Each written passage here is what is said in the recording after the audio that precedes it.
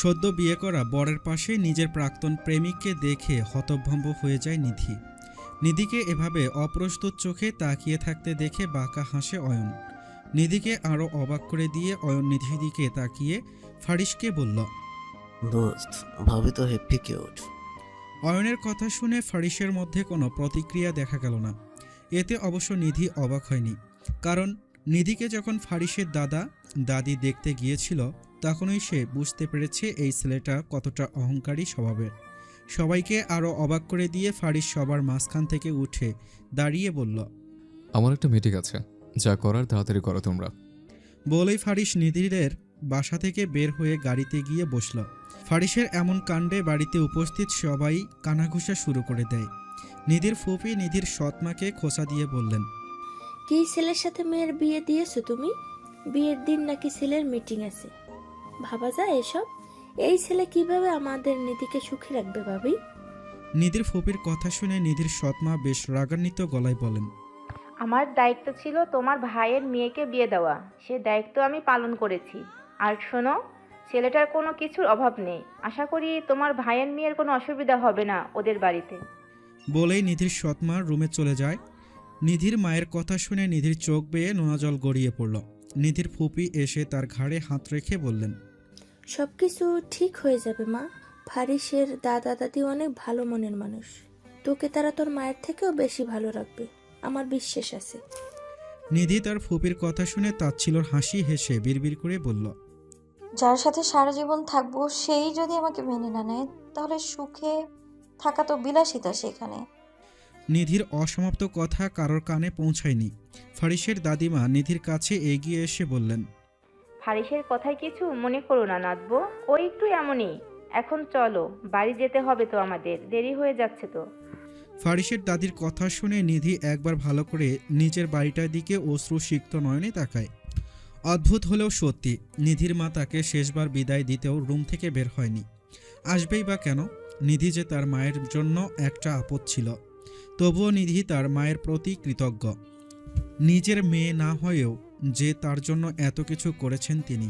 ফারিসের দাদু নিধিকে ফারিসের গাড়ির কাজ সামনে নিয়ে গিয়ে বললেন, তুমি আর ফারিস এই গাড়িতে করে আসো, অয়ন আর আমি তোমার দাদি অন্য গাড়িতে করে আসছি। বলেই ফারিসের দাদু গাড়ির দরজা খুলে দেয়। নিধি গাড়িতে উঠে চুপ করে বসে আছে। ফারিস সেদিকে না তাকিয়ে নিধিকে কিছুটা ধমকের সুরে বলল, সিট বেল্ট বাঁধার কথা বলে দিতে হবে? উফ, কারো কোনো সময়ের প্রতি সচেতনতা নেই। ফারিসের কথা শুনে নিধি তাড়াহুড়ো করে সিট বেল্ট বাঁধতে গিয়ে ব্যর্থ হয়। ফারিস বেশ বিরক্তি নিয়ে নিধির কাছে এসে সিট বেল্ট বেঁধে দেয়। গাড়ি তার আপন গতিতে চলছে।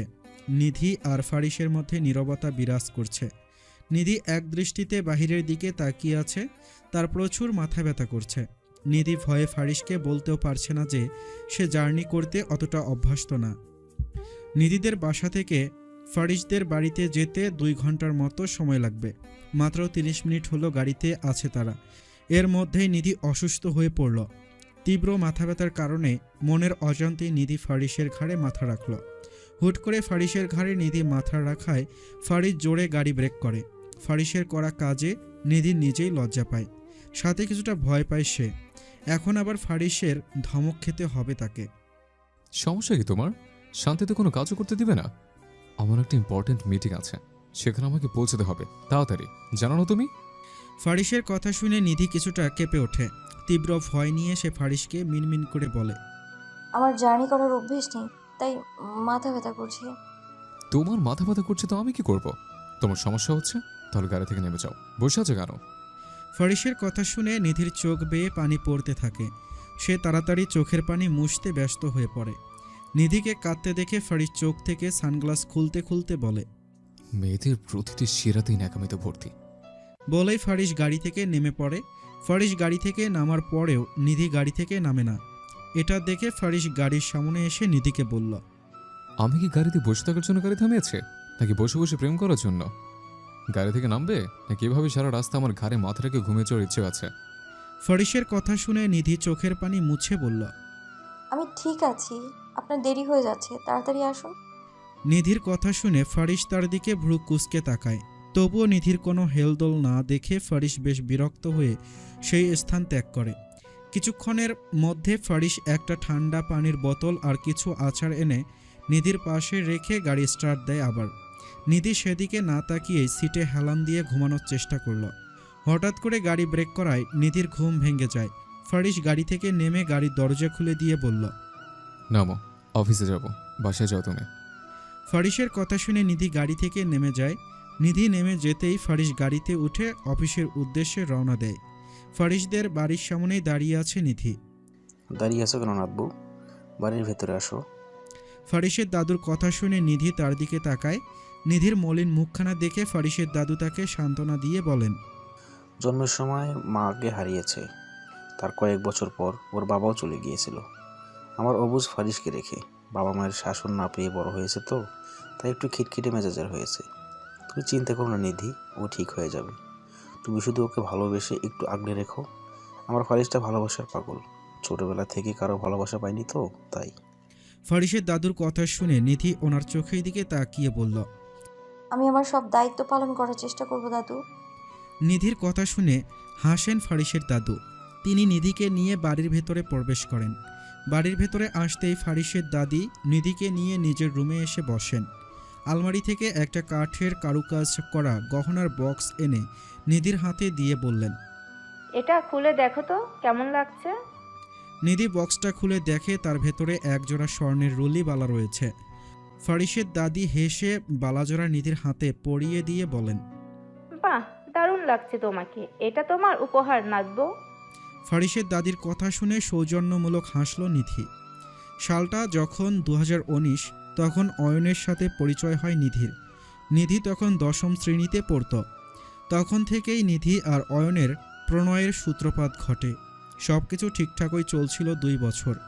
একদিন হুট করে অয়ন এসে বলল, তোমার মতো এত নিজ ফ্যামিলির মেয়ের সাথে আমার পরিবার কখনো এই সম্পর্ক মেনে নেবে না, তাই আমাকে ভুলে যাও। তোমার জন্য এটাই মঙ্গল। বলেই অয়ন সেদিন নিধিকে ছেড়ে চলে যায়। এতে নিধি প্রচুর কেঁদেছিল। একসময় মনটাকে পাথরে পরিণত করে পরিবারের চাপে বিয়েতে রাজি হয় নিধি। কিন্তু আজ হঠাৎ 3 বছর পর প্রাক্তন প্রেমিককে দেখে অবাক না হয়ে পারল না নিধি। রুমের এক কোণায় দাঁড়িয়ে আনমনে এসব ভাবছিল নিধি। হঠাৎ করে হাতে হ্যাঁচকা টান পড়ায় নিধির সামনে তাকায়। নিধি তার সামনে অয়নকে দেখে কিছুটা রেগে যায়। হাত ছাড়ুন বলছি, এখানে কেউ দেখে ফেলে ব্যাপারটা কিন্তু খারাপ হবে বলে দিলাম। খবরদার আমার থেকে শত হাত দূরে থাকবেন বলে দিলাম। নিধির কথা শুনে পৈশাচিক হাসি হাসে অয়ন।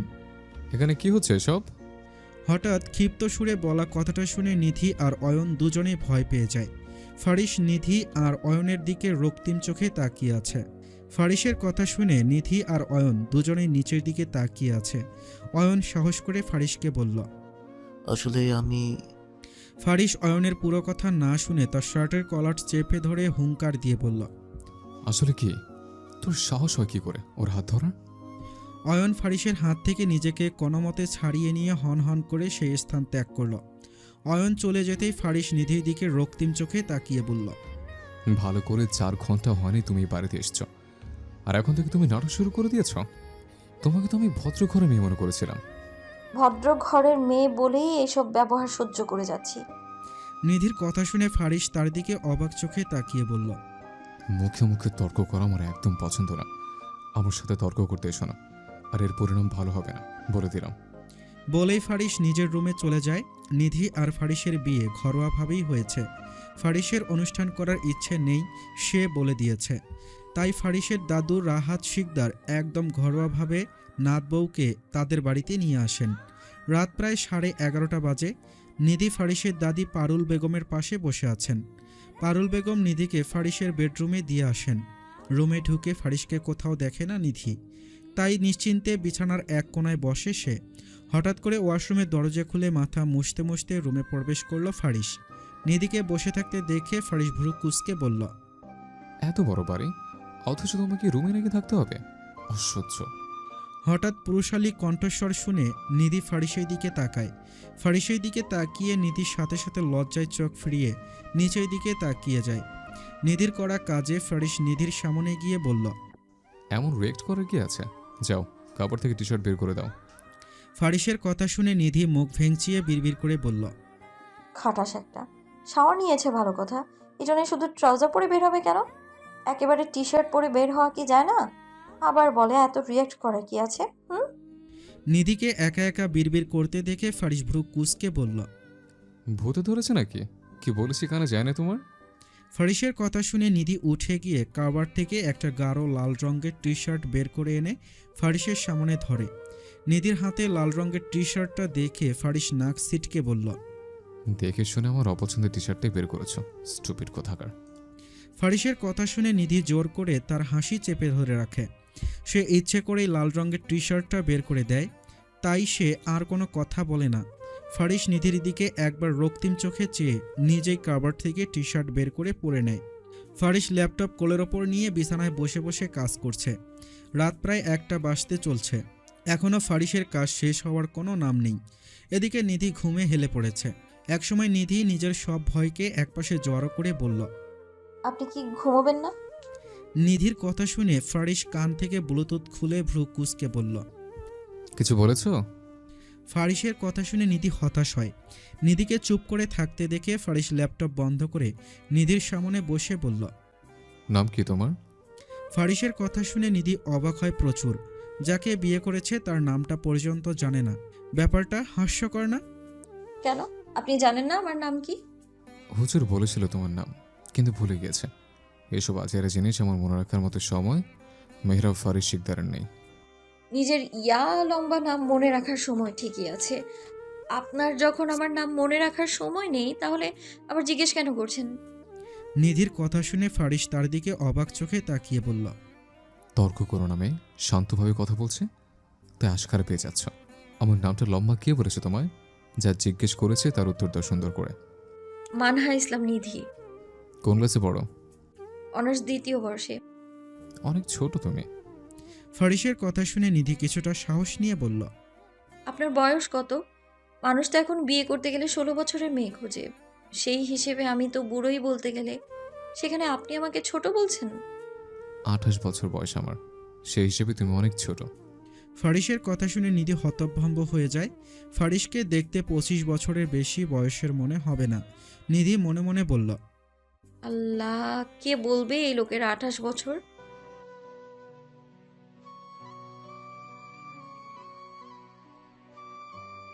এতই যখন সমস্যা তাহলে আমায় বিয়ে কেন করেছেন? আপনি আমাকে বিয়ে না করলে আরো কয়েকদিন শান্তিতে থাকতে পারতাম। নিধির কথা শুনে ফারিস তাকে ধমকের সুরে বলল। কেমন শান্তিতে থাকতে জানা ছিল। বিয়ে করেছি কারণ আমার দাদা দাদির মতে আমি নাকি বুড়ো হয়ে যাচ্ছে, আমার বিয়ে করার বয়স পেরিয়ে যাচ্ছে, আমার নাকি সারা জীবন একাই কাটাতে হবে। তুমি বলো, এইসব অপমান কি মেনে নেওয়া যায়? ফারিসের কথা শুনে নিধি তাচ্ছিল্যের হাসি হেসে বলল। আপনাদের কত সুখ, যা চান তাই পেয়ে যান সাথে সাথে। বিয়ে করতে চাইলেন আর আমার পরিবার জোর করে আমাকে আপনার উপর চাপিয়ে দিল, অথচ স্বামী তার স্ত্রীকে যে সম্মানটুকু করে তার একাংশও পাচ্ছি না আমি। নিধির কথা শুনে ফারিস কিছুটা অপমানিত বোধ করে, তাই আর রুমে দাঁড়িয়ে না থেকে ব্যালকনিতে চলে যায় সে। ফারিস রুম থেকে চলে যেতেই নিধি দীর্ঘশ্বাস নিয়ে বিছানায় বসে। রুম থেকে নিধি জোরে বলে উঠল। আপনার যখন এতই সমস্যা আমায় নিয়ে, এখন আমি জঙ্গলে গিয়ে থাকবো নাকি? আপনি তো আমায় একদমই সহ্যই করতে পারছেন না। ফারিস ব্যালকনি থেকে বলল। এখানে এসো। ফারিসের কথা শুনে নিধি গুটিসুটি পায়ে হেঁটে ব্যালকনিতে আসলো। নিধি আসতেই ফারিস শান্ত সুরে বলল। মেয়েরা কি চায়, আমার কি না আছে, এতে করে তোমার জীবনটা আনন্দেই কেটে যাবে। তুমি চাইলে পড়াশোনা শুরু করতে পারো, আবার তোমার জন্য সব রকম স্বাধীনতা আছে। তাহলে তুমি কেন বললে আমি তোমাকে সম্মান করি না? আমার ধন সম্পদ কম নেই নিধি, মানুষের জীবনে এটাই সবচেয়ে মূল্যবান। তুমি শুধু আমাকে একটু একা থাকতে দাও। ফারিসের কথা শুনে নিধি হতাশ সুরে বলে। মেয়েরা চায় তাদের স্বামী তাদের একটু কেয়ার করুক, সম্মান করুক, একটু সময় দিক। টাকার পেছনে ঘুরে ঘুরে মানুষের জীবন থেকে ভালোবাসা জিনিসটা হারিয়ে গেছে প্রায়। তুমি যাই বলো, দিন শেষে সবাই চায় টাকা পয়সা। তুমি দেখো না নাকি যে মেয়েরা টাকার জন্য আঙ্কেলে বসে লোকদের বিয়ে করছে? এমন জেনারেশনে বাস করছি আমরা। তুমি পয়সা কামাও তো লোকে তোমাকে সম্মান দিবে, তোমার পয়সা আছে তো লোকে তোমার পায়ে জুতা পরিয়ে দিতেও রাজি হয়ে যাবে। ভালোবাসা বলে যে একটা শব্দ আছে, সেটা আপনি টাকার পেছনে ছুটে ভুলেতে বসেছেন। আপনি টাকার পেছনে ছুটে মানুষ থেকে রোবটে পরিণত হচ্ছেন মিস্টার মেহরাব ফারিস শিকদার। নিধির জোর গলায় বলা কথা শুনে ফারিস রেগে নিধির দিকে এগিয়ে আসতে নিতেই নিধি পিছিয়ে যায়। পিছনে ঘুরে হাঁটতে গিয়ে নিধির পা মচকে পড়ে যেতে নিলেই ফারিস তাড়াতাড়ি নিধিকে শক্ত করে জড়িয়ে ধরল। ছাড়ুন আমায়। নিধির কথা কানে পৌঁছাতেই হুঁশ ফিরে ফারিসের। ফারিস তাড়াতাড়ি নিধিকে ছেড়ে দিয়ে দূরে সরে যায়। নিধি ব্যালকনিতে আর দাঁড়িয়ে না থেকে রুমে চলে যায়। অনেক রাত হয়েছে। নিধি আর ৭-৫ না ভেবে ফারিসের বিছানায় শুয়ে পড়ল। ক্লান্ত প্রকৃতি, চারদিকে নীরব নিস্তব্ধ। ব্যালকনির গ্রিল ধরে দাঁড়িয়ে এক দৃষ্টিতে বাহিরের দিকে তাকিয়ে আছে ফারিস। বাহিরের মৃদু আলোয় বোঝা যাচ্ছে আকাশে মেঘ জমেছে। যে কোনো সময় শহর জুড়ে মুষলধারা বৃষ্টি নামতে পারে। ফারিস অধীর আগ্রহে ব্যালকনিতে দাঁড়িয়ে বৃষ্টির অপেক্ষা করছে। একসময় ফারিসের ধৈর্যের বাঁধ ভাঙল, তবুও বৃষ্টি এলো না। তাই ফারিস আর ব্যালকনিতে দাঁড়িয়ে না থেকে রুমে চলে আসে। রুমে এসে নিজের বিছানায় নিধিকে শুয়ে থাকতে দেখে প্রচুর বিরক্ত হয় ফারিস। এক প্রকার রাগ নিয়ে ফারিস নিধিকে ঘুম থেকে টেনে তুলতে গিয়ে দমে যায়। একদম নিষ্পাপ বাচ্চার মতো গুটিসুটি মেরে শুয়ে আছে নিধি। ফারিসের আর সাহস হলো না এই সুন্দর মুহূর্তকে নষ্ট করে দেওয়ার। এদিকে ফারিসেরও প্রচুর ঘুম পাচ্ছে। সকালে উঠে আবার অফিসে যেতে হবে। তাই এক প্রকার বিরক্ত হয়ে ফারিস কাউচে গিয়ে শুয়ে পড়ল। জানালার গ্রিল পেরিয়ে সকালে স্নিগ্ধ নরম আলো চোখে পড়তেই ঘুম ভেঙে যায় নিধির। পাখির কিচিরমিচির ডাক শোনা যাচ্ছে বাহির থেকে। নিধি আর শুয়ে না থেকে উঠে ফ্রেশ হয়ে রুম থেকে বের হয়ে যায়। বাহিরে বের হতেই পারুল বেগমের সাথে দেখা। নিধি পারুল বেগমকে সালাম দিয়ে বলল, আমাকে কি করতে হবে দাদিমা? নিধির কথা শুনে পারুল বেগম আহাম্মকের মতো তার দিকে চেয়ে আছে। নিধির কথা বুঝতে পেরে পারুল বেগম নিধিকে ধমক দিয়ে বললেন, আমি কি তোমাকে কাজ করার জন্য আমার নাত বউ করে এনেছি নাকি? পারুল বেগমের কথা শুনে নিধি সৌজন্যমূলক হাসি হেসে বলল, আমার এসবে অভ্যাস আছে দাদিমা, আমি সব কাজই করতে পারি। আমাদের বাড়িতে থাকতেও তো আমি সবই করতাম। আর বাড়ির বউদের কাজই হলো রান্নাবান্না করা, সবার যত্ন নেওয়া। নিধির কথা শুনে পারুল বেগম মৃদু হেসে বললেন, বাড়ির বউদের দায়িত্ব যদি থাকে সবার যত্ন নেওয়ার, তাহলে তার যত্ন নিবে কে? তোমাকে এসব নিয়ে ভাবতে হবে না মেয়ে, আমিও তো এই বাড়ির বউ। সমস্যা নেই দাদিমা, আমি সবার জন্য নাস্তা বানাই প্লিজ। বলেই নিধি রান্নাঘরে চলে যায় নাস্তা তৈরি করার জন্য। পারুল বেগমও হতাশ চোখে নিধির কাজ দেখছেন। সকাল 8:30 বাজে।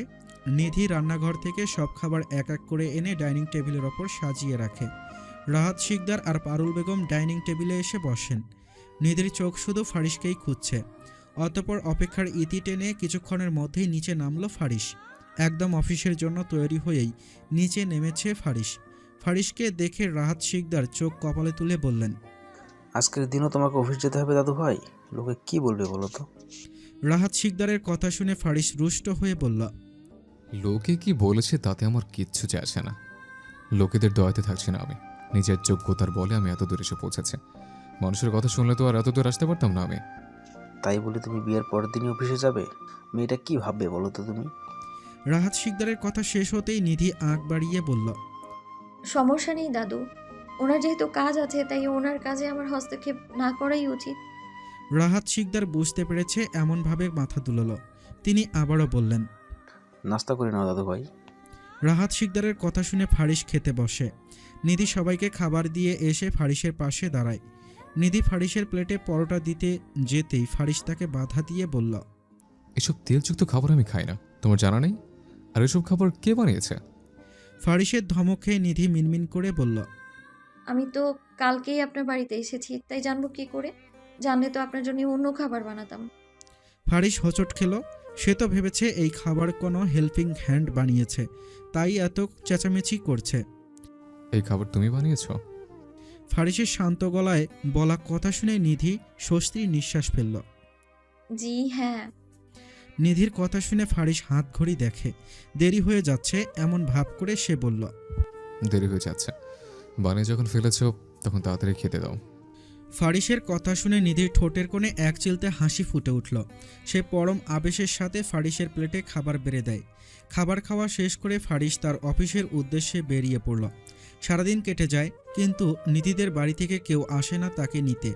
নিধি ভেবেছে হয়তো তার সৎমা সব ব্যবধান ভুলে গিয়ে হলেও তার কাছে ছুটে আসবে। কিন্তু নিধিকে ভুল প্রমাণিত করে তার বাড়ি থেকে কেউ আসে না আর। এতে নিধির একটু খারাপ লাগলেও পরক্ষণে সব খারাপ লাগাকে একপাশে রেখে ফারিসের জন্য অপেক্ষা করতে থাকে সে। অয়নের সাথে সম্পর্ক বিচ্ছিন্ন হওয়ার পর নিধি তো ঠিক করে ফেলেছিল আর বিয়েই করবে না। পুরো পুরুষ মানুষের ওপর থেকেই তার বিশ্বাস উঠে যায়। যেখানে অয়ন নিধিকে ছাড়া কিছুই বুঝতো না, সেখানে সেই অয়ন এসেই তার সাথে ব্রেকআপ করে ফেলে। এতে তো মন ভাঙ্গারই কথা। কিন্তু ফারিসের সাথে বিয়ে হয়েছে মাত্র একদিন হয়েছে। এই একদিনেই ফারিসের জন্য নিধির মনে আলাদা একটা জায়গা তৈরি হয়েছে। একেই হয়তো বলে স্বামী স্ত্রী পবিত্র সম্পর্ক, যা না চাইতেও ভালোবাসায় রূপান্তর হয়। হঠাৎ কলিং বেলের আওয়াজ শুনে নিধি রুম থেকে বের হয়ে সদর দরজাটা খুলে দেখে ফারিস এসেছে। নিধি একবার ফারিসকে ভালো করে পরখ করে নেয়। মুখে রক্তিম বর্ণ ধারণ করেছে ফারিসের। মনে হচ্ছে কোনো কারণ নিয়ে অনেক রেগে আছে। নিধিকে দরজার সামনে এভাবে দাঁড়িয়ে থাকতে দেখে ফারিসের মেজাজ আরও খারাপ হয়ে যায়। দরজার সামনে দাঁড়িয়ে থাকবে নাকি চড়বে? আজের সময় থাকলেই মানুষ বাহিরের বেড থেকে ঘরে ঢুকতে না দিয়ে দরজার সামনেই দাঁড়িয়ে থাকে। ফারিসের ধমক খেয়ে নিধি দরজার সামন থেকে সরে দাঁড়ায়। নিধি সরে যেতেই ফারিস হন হন করে রুমে চলে যায়। নিধিও ফারিসের পিছন পিছন রুমে আসে। রুমে এসে নিধি অবাক হয়ে যায়। পুরো রুম এলোমেলো হয়ে আছে। ফারিসের দেখা কোথাও মিলে না। তাই নিধি চুপচাপ রুম গোছানো শুরু করলো। ফারিস ব্যালকনি থেকে রুমে এসে আবার সব গোছগাছ দেখে নিধির দিকে তাকায়। নিধির দিকে তাকিয়ে মায়া হলেও ফারিস নিজের রাগ কন্ট্রোল করতে পারে না। ফারিস নিধির কাছে গিয়ে তার হাত চেপে ধরে বলল, তুমি কি নাটক করছো আমাদের পরিবারের সাথে? ফারিসের কথা শুনে নিধি তো পুরো অবাক হয়ে যায়। নিধির রেগে আঙ্গুল তুলল এবার। কি বলছেন আপনি? বিয়ে হয়েছে থেকে আপনার অত্যাচার সহ্য করছি আমি। আমাকে কি আপনি পুতুল পেয়েছেন নাকি যে যখন তখন এসে আমার উপর রাগ ঝাড়তে পারবেন? আমার কি মন বলতে কিছু নেই নাকি যে আমার খারাপ লাগবে না? ফারিস নিষ্পৃহ। নিধির হম্বি তম্বি তার গায়ে লাগেনি। ফারিস চোখ বন্ধ করে রাগ নিয়ন্ত্রণ করার চেষ্টা করে বলল, অয়ন তোমার পূর্ব পরিচিত না? ওর সাথে তোমার কিসের সম্পর্ক? ফারিসের কথা শুনে নিধি পুরো চুপসে যায়। মুহূর্তের মধ্যে স্বর পাল্টে এলো নিধির। যেটার ভয় কালকে থেকে পাচ্ছিল সেটাই ঘটেছে অবশেষে। ফারিস আর নিধি দুজনেই মুখোমুখি দাঁড়িয়ে আছে। কারো মুখে কোনো কথা নেই। নিধিকে এখনও চুপ করে থাকতে দেখে ফারিস এবার প্রচুর রেগে যায়। ফারিসকে রেগে যেতে দেখে ঘাবড়ে যায় নিধি। বিভ্রান্তিতে লুটোপুটি খেয়ে নিধি বলল, কি বলছেন আপনি? বুঝতে পারছো না কি বলছে? ফারিসের কথা শুনে নিধি নিভু সুরে বলল, না। নিধির কথা শুনে ফারিস হুট করে নিধির এক বাহু টেনে ধরল। ফারিসের কাজে হতভম্ব হয়ে যায় নিধি। ডোন্ট আন্ডার এস্টিমেট মি নিধি। যা বলছি তার উত্তর দাও, নাহলে কিন্তু খুব খারাপ হয়ে যাবে। নিধি বুঝতে পারল ফারিস সত্যিটা না জেনে তাকে আর ছাড়ছে না। নিধি নিভু সুরে বলতে শুরু করল, আমি যখন 10ম শ্রেণীতে পড়তাম তখন অয়ন আমার পেছন পেছন ঘুরতো। সারাদিন আমায় ইমপ্রেস করার চেষ্টা করতো। তখন বয়স আমার কতই বা ছিল। অয়নের এসব পাগলামো দেখে আর কি করতে পারলাম না, তাকে না করতে পারলাম না। নিজের আবেগকে নিয়ন্ত্রণ করতে পারিনি আমি তখন। সব কিছু ঠিকঠাকই চলছিল 2 বছর। কোনোদিন মনে হয়নি ও আমায় ছেড়ে চলে যাবে। কোনোদিন কোনো বাজে প্রস্তাবও দেয়নি আমাকে অয়ন, যার জন্যে ওর প্রতি আমি আকৃষ্ট হতে থাকি আরও বেশি। একদিন হঠাৎ অয়ন এসে কোনো কারণ ছাড়াই আমার সাথে ঝগড়া করতে শুরু করে দেয়। আমি বুঝতেও পারিনি আমার কি দোষ ছিল যে ও আমার সাথে ঝগড়া করছে। ঝগড়ার শেষ প্রান্তে সে আমাকে বলে আমার মতো এত নিচ ফ্যামিলির মেয়েকে তার পরিবার নাকি মেনে নেবে না, তার সাথে আমি যেন আর যোগাযোগ না করি, সেও আমার সাথে আর কোনো যোগাযোগ করবে না। এসব বলে সেদিন অয়ন চলে যায়। তখন আবেগ হয়তো আমার নিয়ন্ত্রণে ছিল, তবে আমি ধ্বংসের শেষ প্রান্তে ছিলাম। বলেই থামে নিধি। কি হয়েছে তারপর? অর্ধেকগুলো থেমে যাচ্ছে কেন? রাতে কি খাবার খাওয়ানি? ফারিসের কথা শুনে নিধি অবাক চিত্তে ফারিসের দিকে তাকায়। শুরু থেকে শেষ পর্যন্ত সবই তো বলেছি আমি। ফারিসের ব্যাকুল চিত্ত হতাশ হলো। ফারিস চোখ বন্ধ করে নিজের রাগ নিয়ন্ত্রণ করে বলল, আমি সব কিছুই জানি মেয়ে, আমার কাছে সব সত্যি বলো, আমি কিছু বলবো না তোমাকে। নিধি এবার একটু রেগে যায়, কিছুটা চেঁচিয়ে বলল, কি আজব, সব কিছুই তো বলেছি, আমি আপনার থেকে কি লুকাবো আর? নিধির কথা শুনে ফারিস সজোরে নিধির গালে থাপ্পড় দিয়ে বলল, অহনের সাথে রাত কাটাসনি তুই? কি মনে করেছিস আমি কিচ্ছু জানতে পারবো না? আমাকে তো রাতেই বোকা মনে হয়। নিধি বিস্ময়বহ। সে কল্পনাও করেনি ফারিস তাকে চর মারবে, তাও আবার ভুল কিছু শুনে। নিধির আর কিছু জানার আগ্রহ রইল না। টলমলে পায়ে হেঁটে নিধি ব্যালকনিতে চলে যায়। নিস্তব্ধ নিশ্চুপ হয়ে আছে চারদিকে, কোনো সারা শব্দ নেই কোথাও। বাহিরের দমকা হাওয়ায় চুল উড়ছে নিধির। আকাশে মেঘেরা পাল্লা দিয়ে চলছে। বিষাদের নীরবতা যখন চারদিক জুড়ে, আচমকা ফাঁস হতে কেউ একজন নিধির চোখের পানি মুছে দিয়ে বলল, মিথ্যে বলা আমার একদম পছন্দ না মেয়ে। সত্যটা আমি তোমার মুখ থেকে শুনতে চাই, তাই তো আমি এসেই তোমাকে জিজ্ঞেস করেছি সব। ফারিসের কথা শুনে নিধি তার দিকে ফিরে তাকায়। নিধি অবলীলায় বলল, আমি প্রথমেই বলেছি অয়ন আমাকে কখনো কোনো বাজে প্রস্তাব দেয়নি, সেখানে আমরা কিভাবে রাত কাটাবো? আপনার কি আমাকে এতই খারাপ মনে হয়? এসব আপনাকে কে বলেছে? নিরুত্তর ফারিস নিষ্পলক চেয়ে থাকে। কিছুক্ষণ আগে করা কাজের জন্য ভিতরে ভিতরে দুমটে মুচড়ে যাচ্ছে সে। অফিসে যাওয়ার পরই অয়নের বয়ান শুরু হলো। নিধি তাকে ঠকিয়েছে, নিধির সাথে তার ঘনিষ্ঠ সময় কেটেছে, আরও কত কি। এসব শুনেই ফারিস আর রাগ নিয়ন্ত্রণ করতে পারেনি।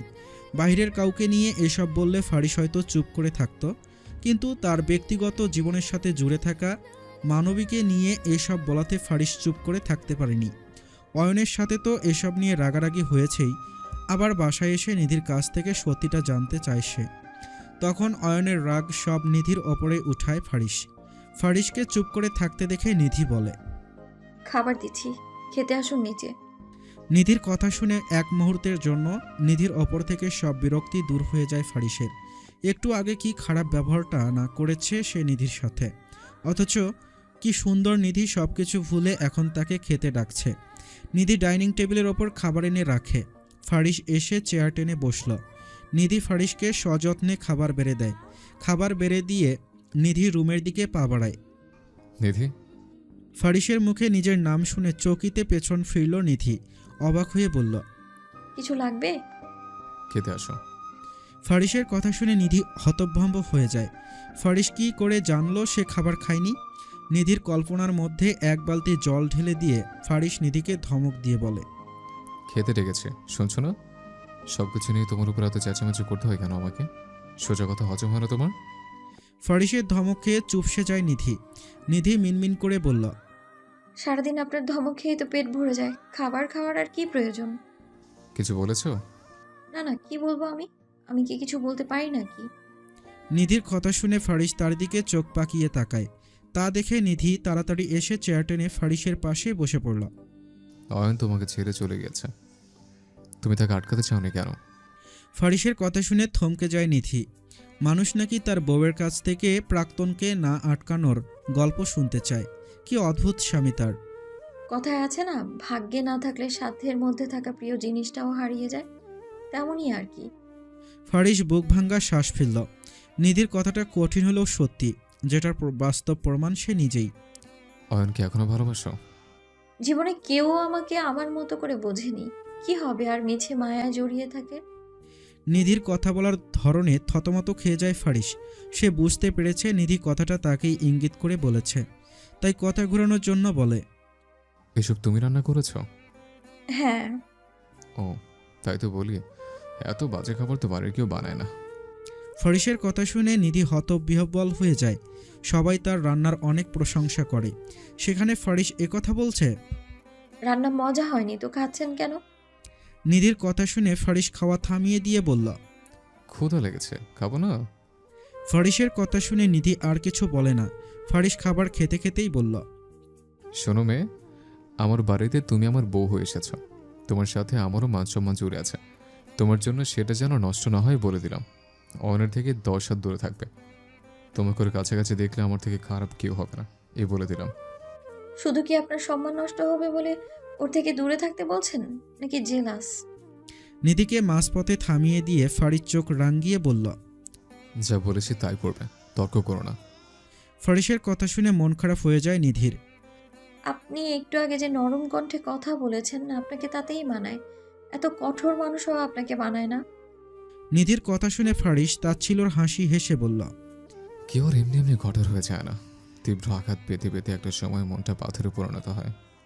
বলেই ফারিস হাত ধুয়ে রুমে চলে যায়। আর নিধি বসে বসে ফারিসের বলে যাওয়া কথাটার কারণ খুঁজছে। দুশ্চিন্তায় প্রবল পীড়ায় পিষ্ট হয়ে আছে নিধির অবুঝ মন। অয়ন যে তার সংসারে ঝামেলা তৈরি করার জন্য এসব করেছে, সেটা বুঝতে আর বাকি রইল না নিধির। এখনো ঘুমাচ্ছ না কেন? আমাদের বাড়িতে আবার জোর আসে না যে তোমাকে রাত জেগে পাহারা দিতে হবে। তরাক করে বাম পাশটায় ইতস্তত নজরে তাকালো নিধি। ফারিসকে তার পাশে দেখে কিছুটা অবাক হয় সে।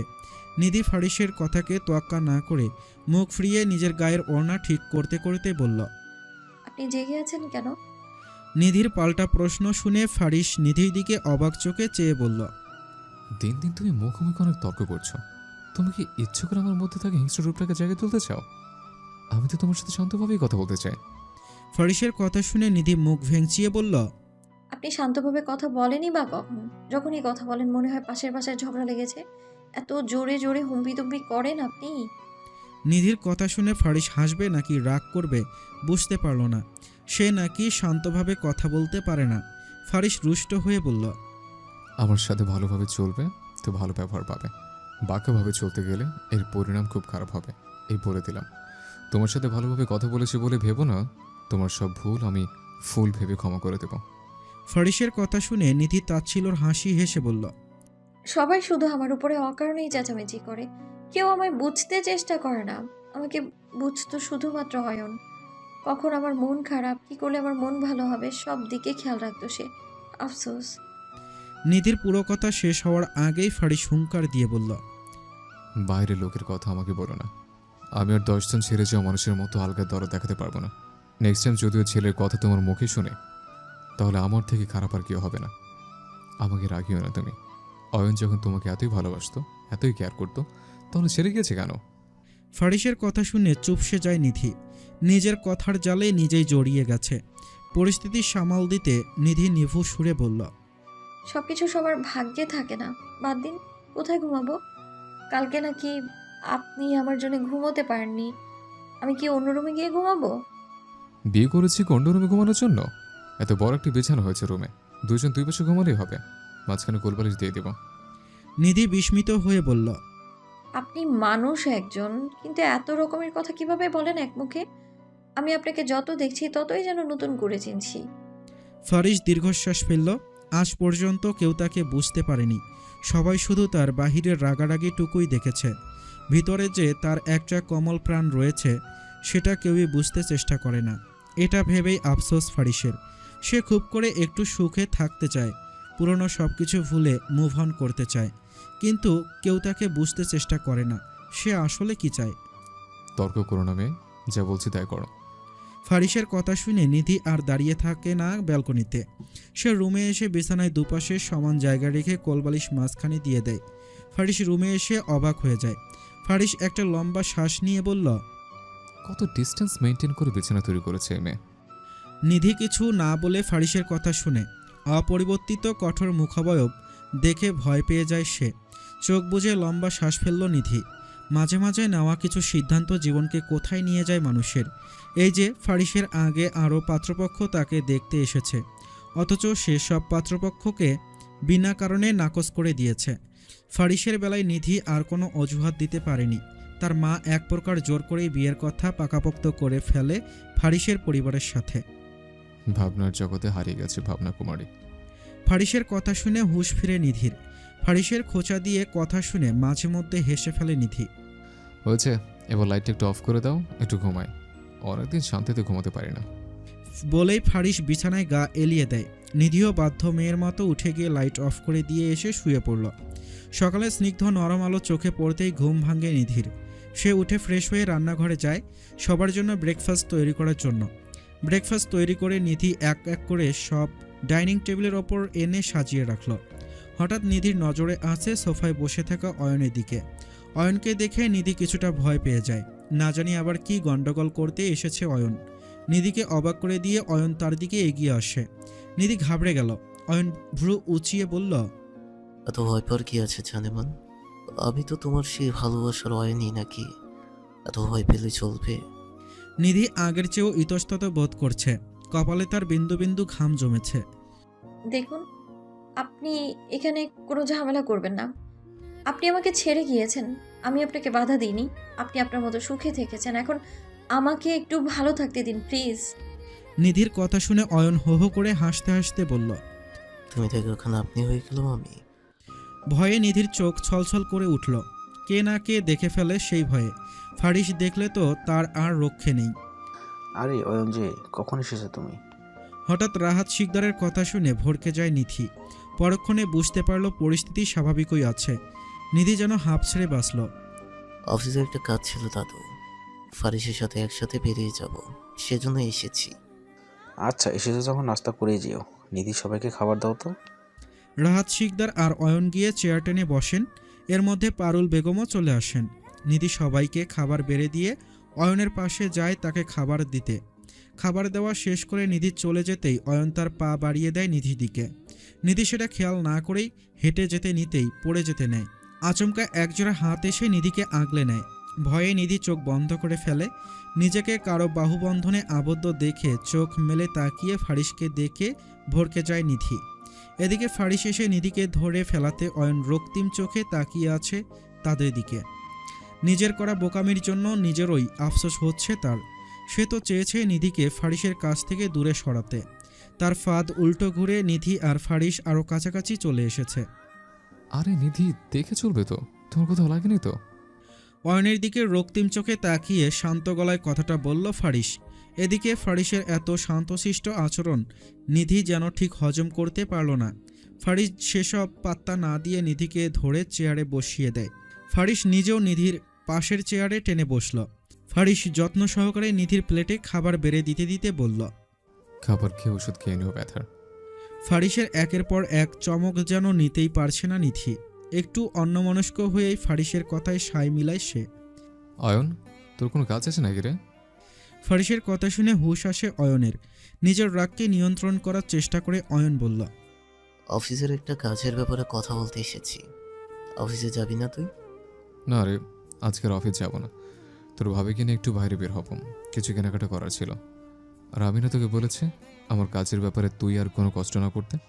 আমি আমার অফিসে অনেক কর্মচারী রেখেছে, তোর তো এক্সট্রা কষ্ট করার দরকার নেই নাকি? ফারিসের কথা শুনে হেসকি উঠে যায় নিধির। ফারিস তাড়াতাড়ি পানি ঢেলে নিধির মুখের সামনে ধরল। নিধি পানির গ্লাস নিয়ে ঢকঢক করে পানি পান করে। ফারিস নিধিকে আলতো ধমক দিয়ে বলল। তোমাকে কতবার বলেছে একটু সাবধানে থাকবে, কেন আছে তুমি আমার কথা শোনো না, কে জানে।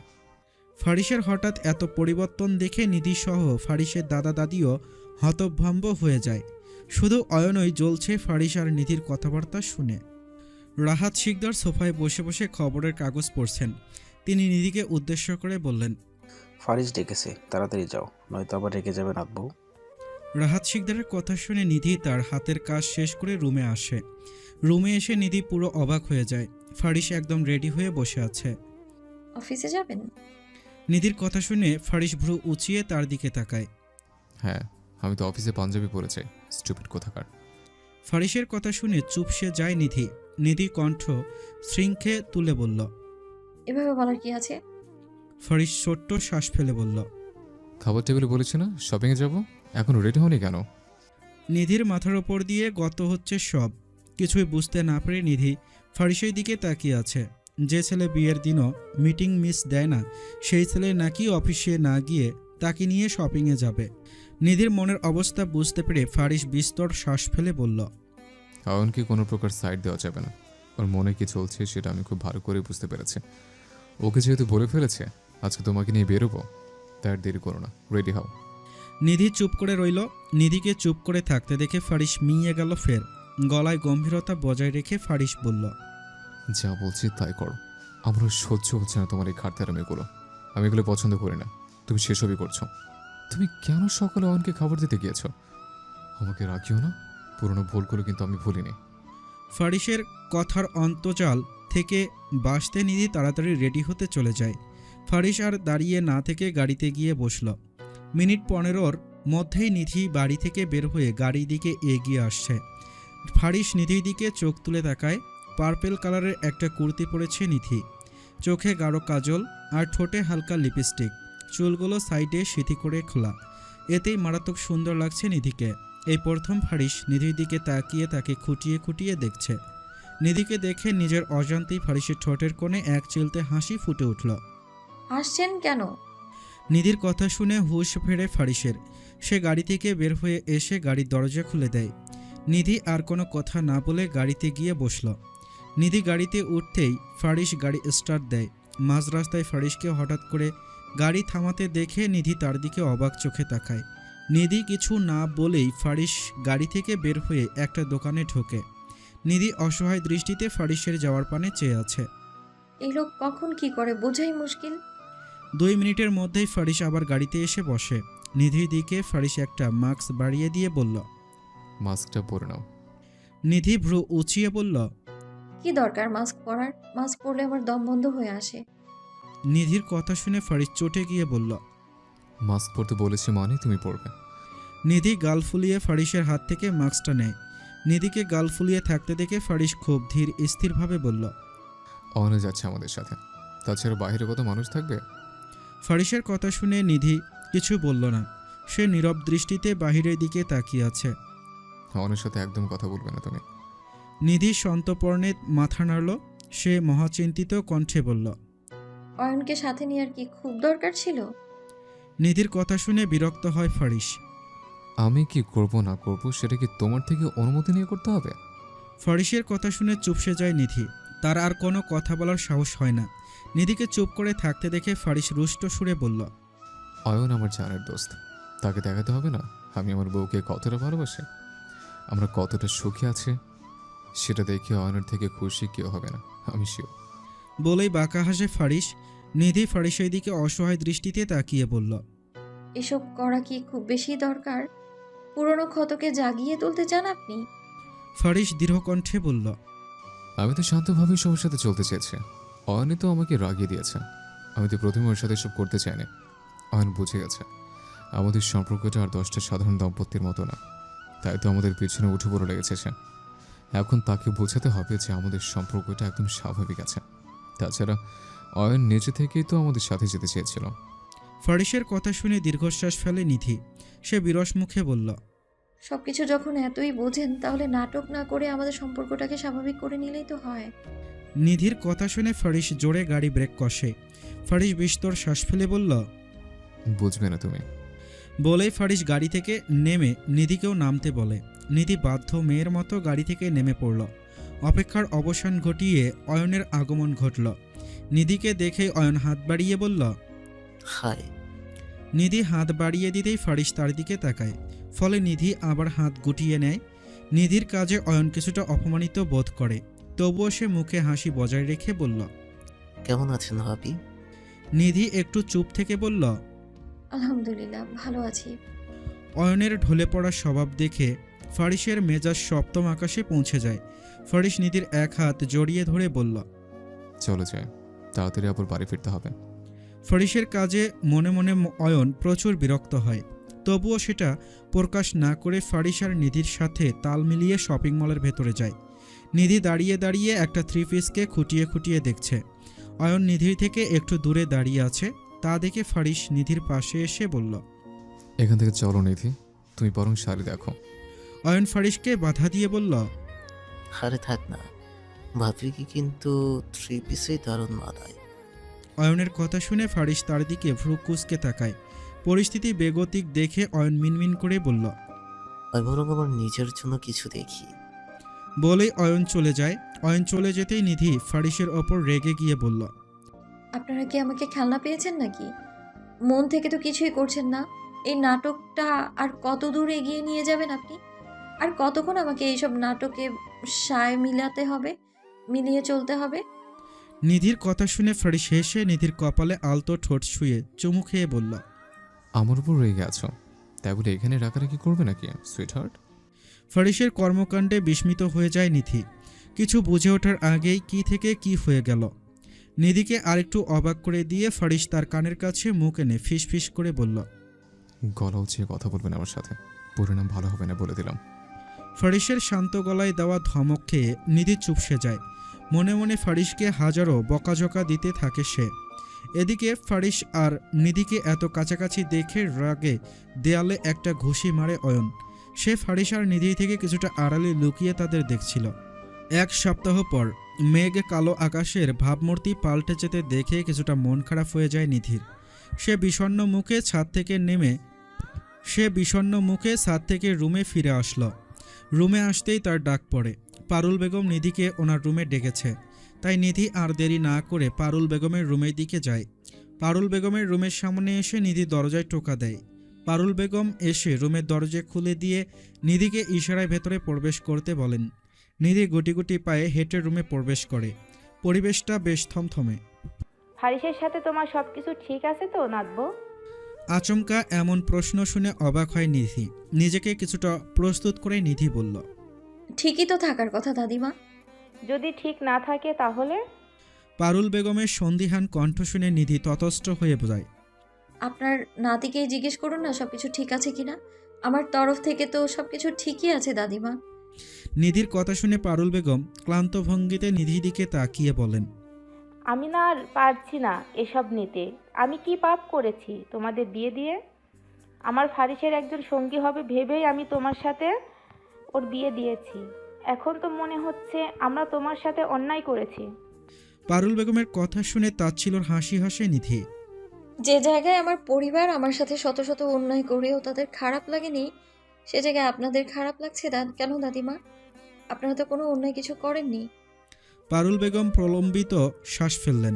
নিধির মাথায় হাত বুলিয়ে দিয়ে তিনি বললেন, চিন্তা করো না নাতবো, সব কিছু ইনশাল্লাহ ঠিক হয়ে যাবে। আমার ফারিস যদি একবার তোমাকে ভালোবেসে ফেলে তাহলে তোমার জীবনটা সুখ শান্তিতে একদম ভরপুর হয়ে যাবে।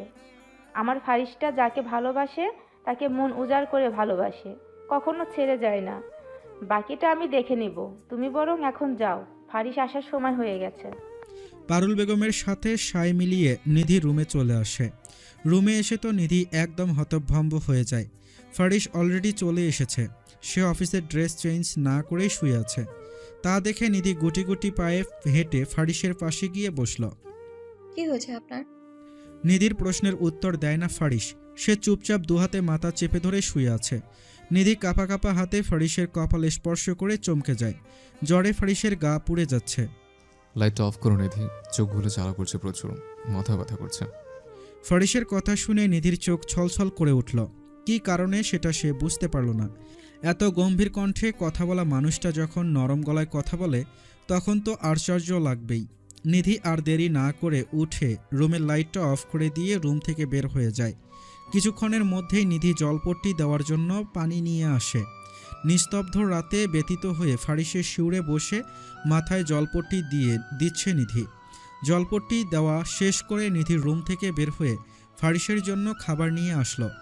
নিধি ফারিসকে ডেকে উঠতে বলে, কিন্তু ফারিসের যেন উঠে বসার মতো শক্তিটুকুও নেই। নিধি অনেক কষ্ট করে ফারিসকে বালিশের সাথে হেলান দিয়ে বসায়। নিধি ফারিসের সামনে খাবার রেখে বলল, খাবারটা খেয়ে নিন, ওষুধ খেতে হবে। নিধির কথা শুনে পিটপিট করে ফারিস তার দিকে তাকায়। ফারিস মুখ অন্যদিকে ফিরিয়ে কাঁপা কাঁপা কণ্ঠে বলল, খেতে ভালো লাগছে না আমার। ফারিসের কথা শুনে যেন মহা ঝামেলায় পড়ল নিধি। সে আর সাত পাঁচ না ভেবেই নিজেই ফারিসকে জোর করে অল্প একটু খাবার খাইয়ে দিল। তারপর ফারিসের রুমে অনেক খোঁজাখুঁজির পরে জ্বরের ঔষধ পায় নিধি। ফারিসকে অনেক জোরাজোরির পরেও ঔষধ খাওয়াতে ব্যর্থ হয় নিধি। এসিটা অফ করো, ঠান্ডা লাগছে। আর তুমি এখন লাইট অন করে রেখেছো, বলেছি তো মাথা ব্যথা করছে। ফারিসের মৃদু কণ্ঠে ধমক খেয়ে চুপসে যায় নিধি। সে বিড়বিড় করে বলল, অসুস্থ তারপরেও তার রাগারাগি যাবে না, বাপ রে। বলেই নিধি উঠে লাইট আর এসি অফ করে দেয়। ব্ল্যাঙ্কেট বের করে ফারিসের গায়ে জড়িয়ে দেয় নিধি। তারপর ফারিসের পাশে বসে নিধি বলল, মাথা টিপে দিই, ভালো লাগবে। নিধির কথা শুনে চমকে চোখ মেলে তাকালো ফারিস। এত অস্থির হতে হবে না তোমাকে, কিছুক্ষণ পরেই সব রোগ হাওয়া হয়ে যাবে। এমনিতে কোনো কিছুই আমার কাছে চিরস্থায়ী থাকে না। ফারিসের কথা শুনল না নিধি। সে আলতো হাতে ফারিসের মাথা টিপে দিতে থাকে। রাত প্রায় 3টা বাজে। নিধি ফারিসের পাশে বালিশে হেলান দিয়ে শুয়ে আছে। হঠাৎ ফারিসের মৃদু আর্তনাদ শুনে ঘুম ভেঙে যায় নিধির। আবার জ্বর এসেছে ফারিসের। নিধি এবার বেশ চিন্তায় পড়ে যায়। এত রাতে কি পারুল বেগমকে ডাকা ঠিক হবে? শেষে নিধি আর কোনো উপায় না পেয়ে জ্বরের ঔষধ এনে পানির গ্লাস এগিয়ে দেয় ফারিসের দিকে। কিন্তু ফারিস চোখ খোলে না। ফারিস নিধির হাত চেপে ধরে বলল, আমাকে ছেড়ে যেও না কখনো, আমার একা থাকতে খুব কষ্ট হয় জানো।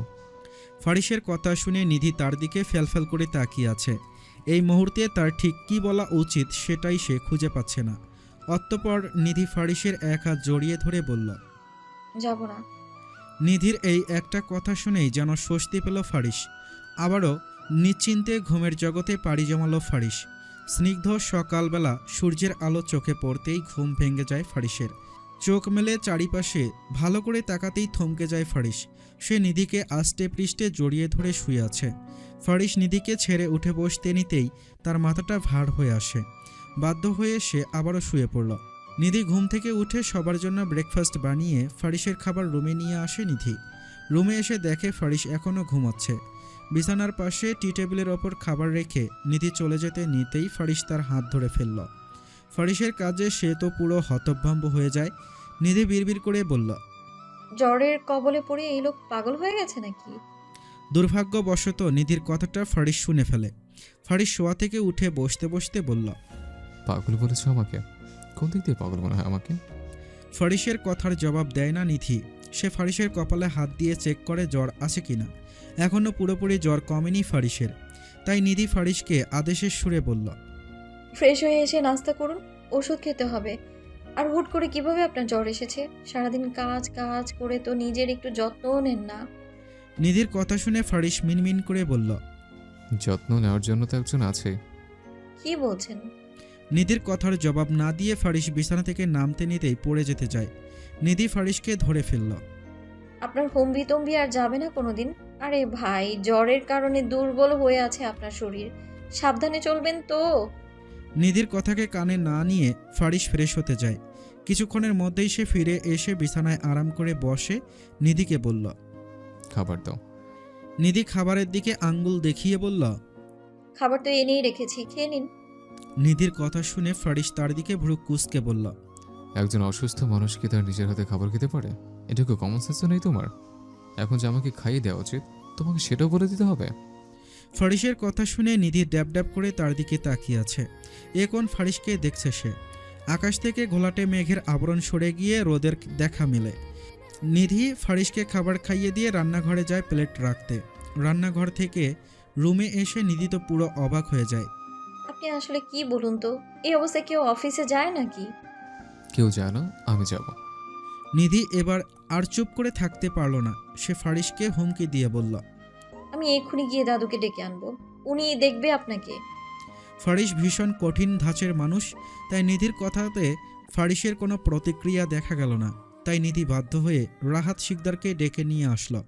রাহাত শিকদার ফারিসকে আদেশ দিয়ে বললেন, দাদু ভাই, তুমি পুরোপুরি সুস্থ হওনি এখনো, তাই এই অবস্থাতে তোমাকে অফিসে যেতে হবে না।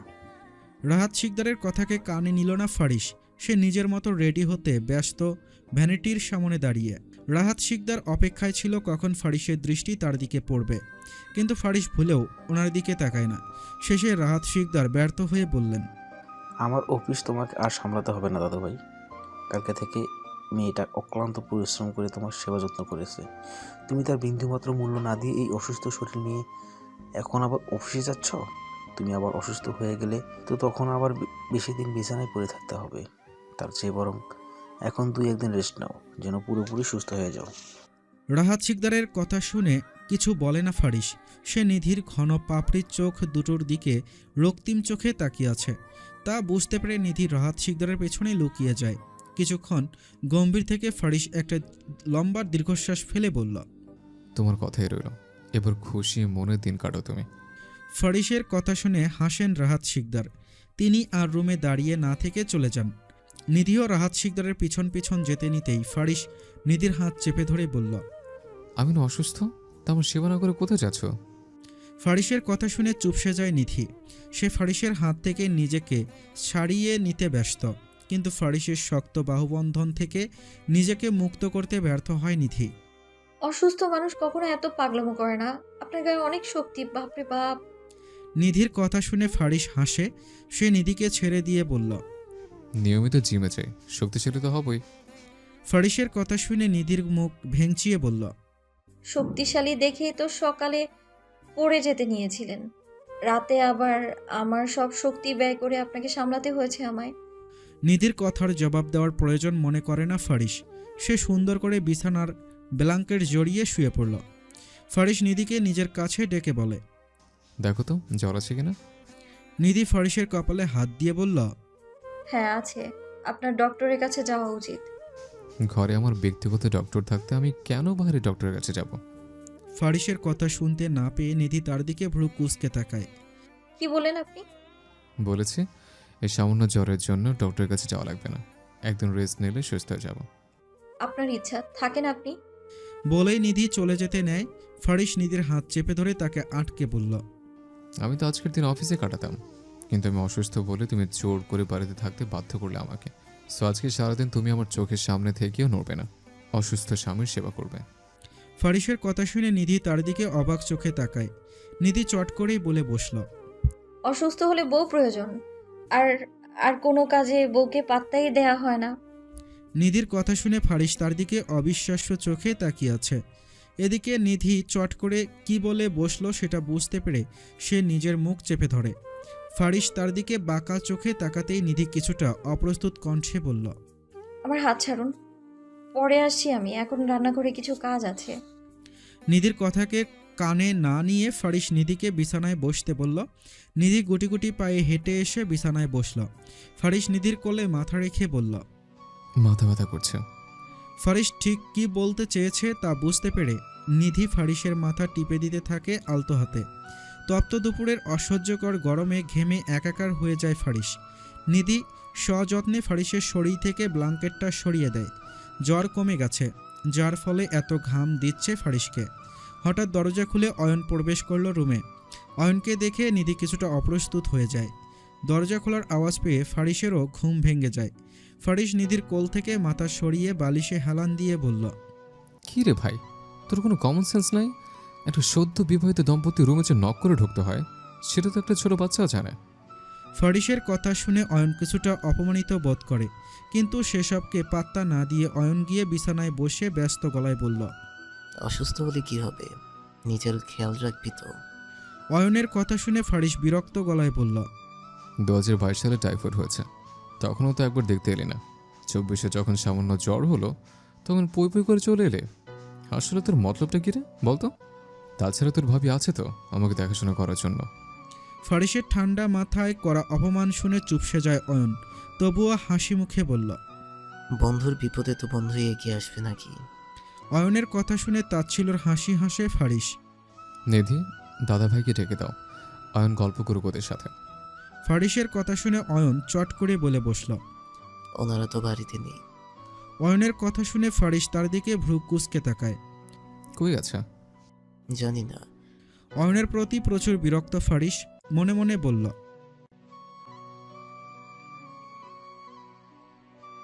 ছোটবেলা থেকেই অয়ন ছিল একজন সুবিধাবাদী মানুষ। যেখানে নিজের লাভ হবে সেখানেই ওত পেতে থাকবে। নিধি, খাবার দাও তো, ক্ষুধা লেগেছে। অয়ন, চল ডাইনিং টেবিলে গিয়ে বসে। ফারিসের কথা শুনে বাধ্য মেয়ের মতো নিধি সবাইকে খাবার দিতে যায়। সবাইকে খাবার বেড়ে দিয়ে নিধি একপাশে দাঁড়ায়। তা দেখে ফারিস ভ্রু কুঁচকে বলল, দাঁড়িয়ে আছো কেন? বসো, আমাকে খাইয়ে দিতে হবে সেটা ভুলে গেছো? ফারিসের ধমক খেয়ে নিধি অয়নের দিকে আর চোখে তাকিয়ে বলল। এখানে? নিধির কথা শুনে অয়ন চট করে বলে বসল। ভাবির যখন ভালো লাগছে না তখন নিজেরা হাতেই খেয়ে নে, না হলে আমি তোকে খাবার খাইয়ে দিই। অয়নের কথা শুনে নিধি জোরে হেসে ওঠে। তা দেখে ফারিস নিধির দিকে রক্তিম চোখে তাকিয়ে বলল, আমার বউ থাকতে আমি কেন অন্য কারো হাতে খাবার খাবো? নিধি যা বলেছে তাকে তুমি করবে? ফারিসের কথা শেষ হতে না হতেই নিধি ফারিসের পাশে চেয়ারটা টেনে বসে পড়ে, ফারিসকে সযত্নে খাবার খাইয়ে দেওয়ার জন্য। নিধির হাতে খাবার খেতে খেতে ফারিস বলল, আজকে রান্নাটা অনেক মজা হয়েছে। ফারিসের কথা শুনে অয়ন বলল। কই, অত মজা তো হয়নি। অয়নের কথা শুনে ফারিস তার দিকে বিরক্তি ভরা নয়নে তাকিয়ে বলল, মজা লাগবে কিভাবে তোর কাছে? তুই তো আর তোর বউয়ের হাতের খাবার খাচ্ছিস না। সারাদিন ক্লাবের মেয়েদের সাথে ডিনার করে করে তোর রুচিটাই নষ্ট হয়ে গেছে, তাই খাবারে ভালো টেস্ট পাচ্ছিস না। খাবারে ভালো টেস্ট পাওয়ার জন্য বিয়ে কর, তারপর বউয়ের হাতে খাবার খেয়ে দেখিস খাবারে কেমন আলাদা একটা টেস্ট আছে। ফারিসের কথা শুনে নিধি হতভম্ব হয়ে যায়। মনে মনে ভাবল, আল্লাহ, এ লোক কি আসলে পাগল টাগল হয়ে গেল নাকি? নিধি আর অয়ন মুখোমুখি দাঁড়িয়ে আছে। অয়নের ঠোঁটে বাঁকা হাসি। অয়ন নিধির দিকে কিছুটা অসহায় চোখে তাকিয়ে বলল, আমি কি কখনো তোমার খারাপ চাই নিধি? ফারিস তোমার জন্য পারফেক্ট পুরুষ নয়।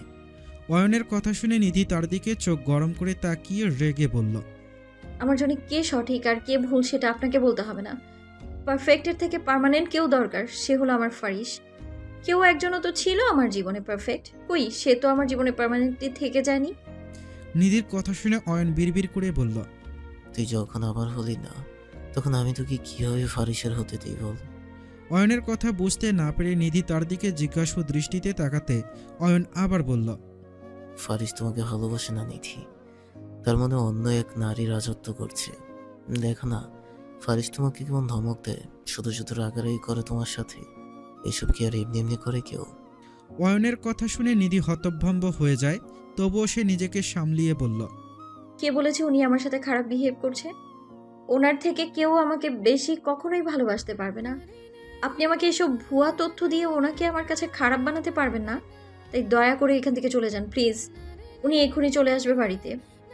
নিধির কথা শুনে অয়ন এক পাও নড়ল না, বরং সে আরও শক্তপোক্ত হয়ে দাঁড়িয়ে তার পকেট থেকে মোবাইল বের করে নিধির দিকে ধরে বলল, আমি যদি তোমাকে ভুলভাল খবরই দিয়ে থাকি, তাহলে এসব ছবি কি মিথ্যে?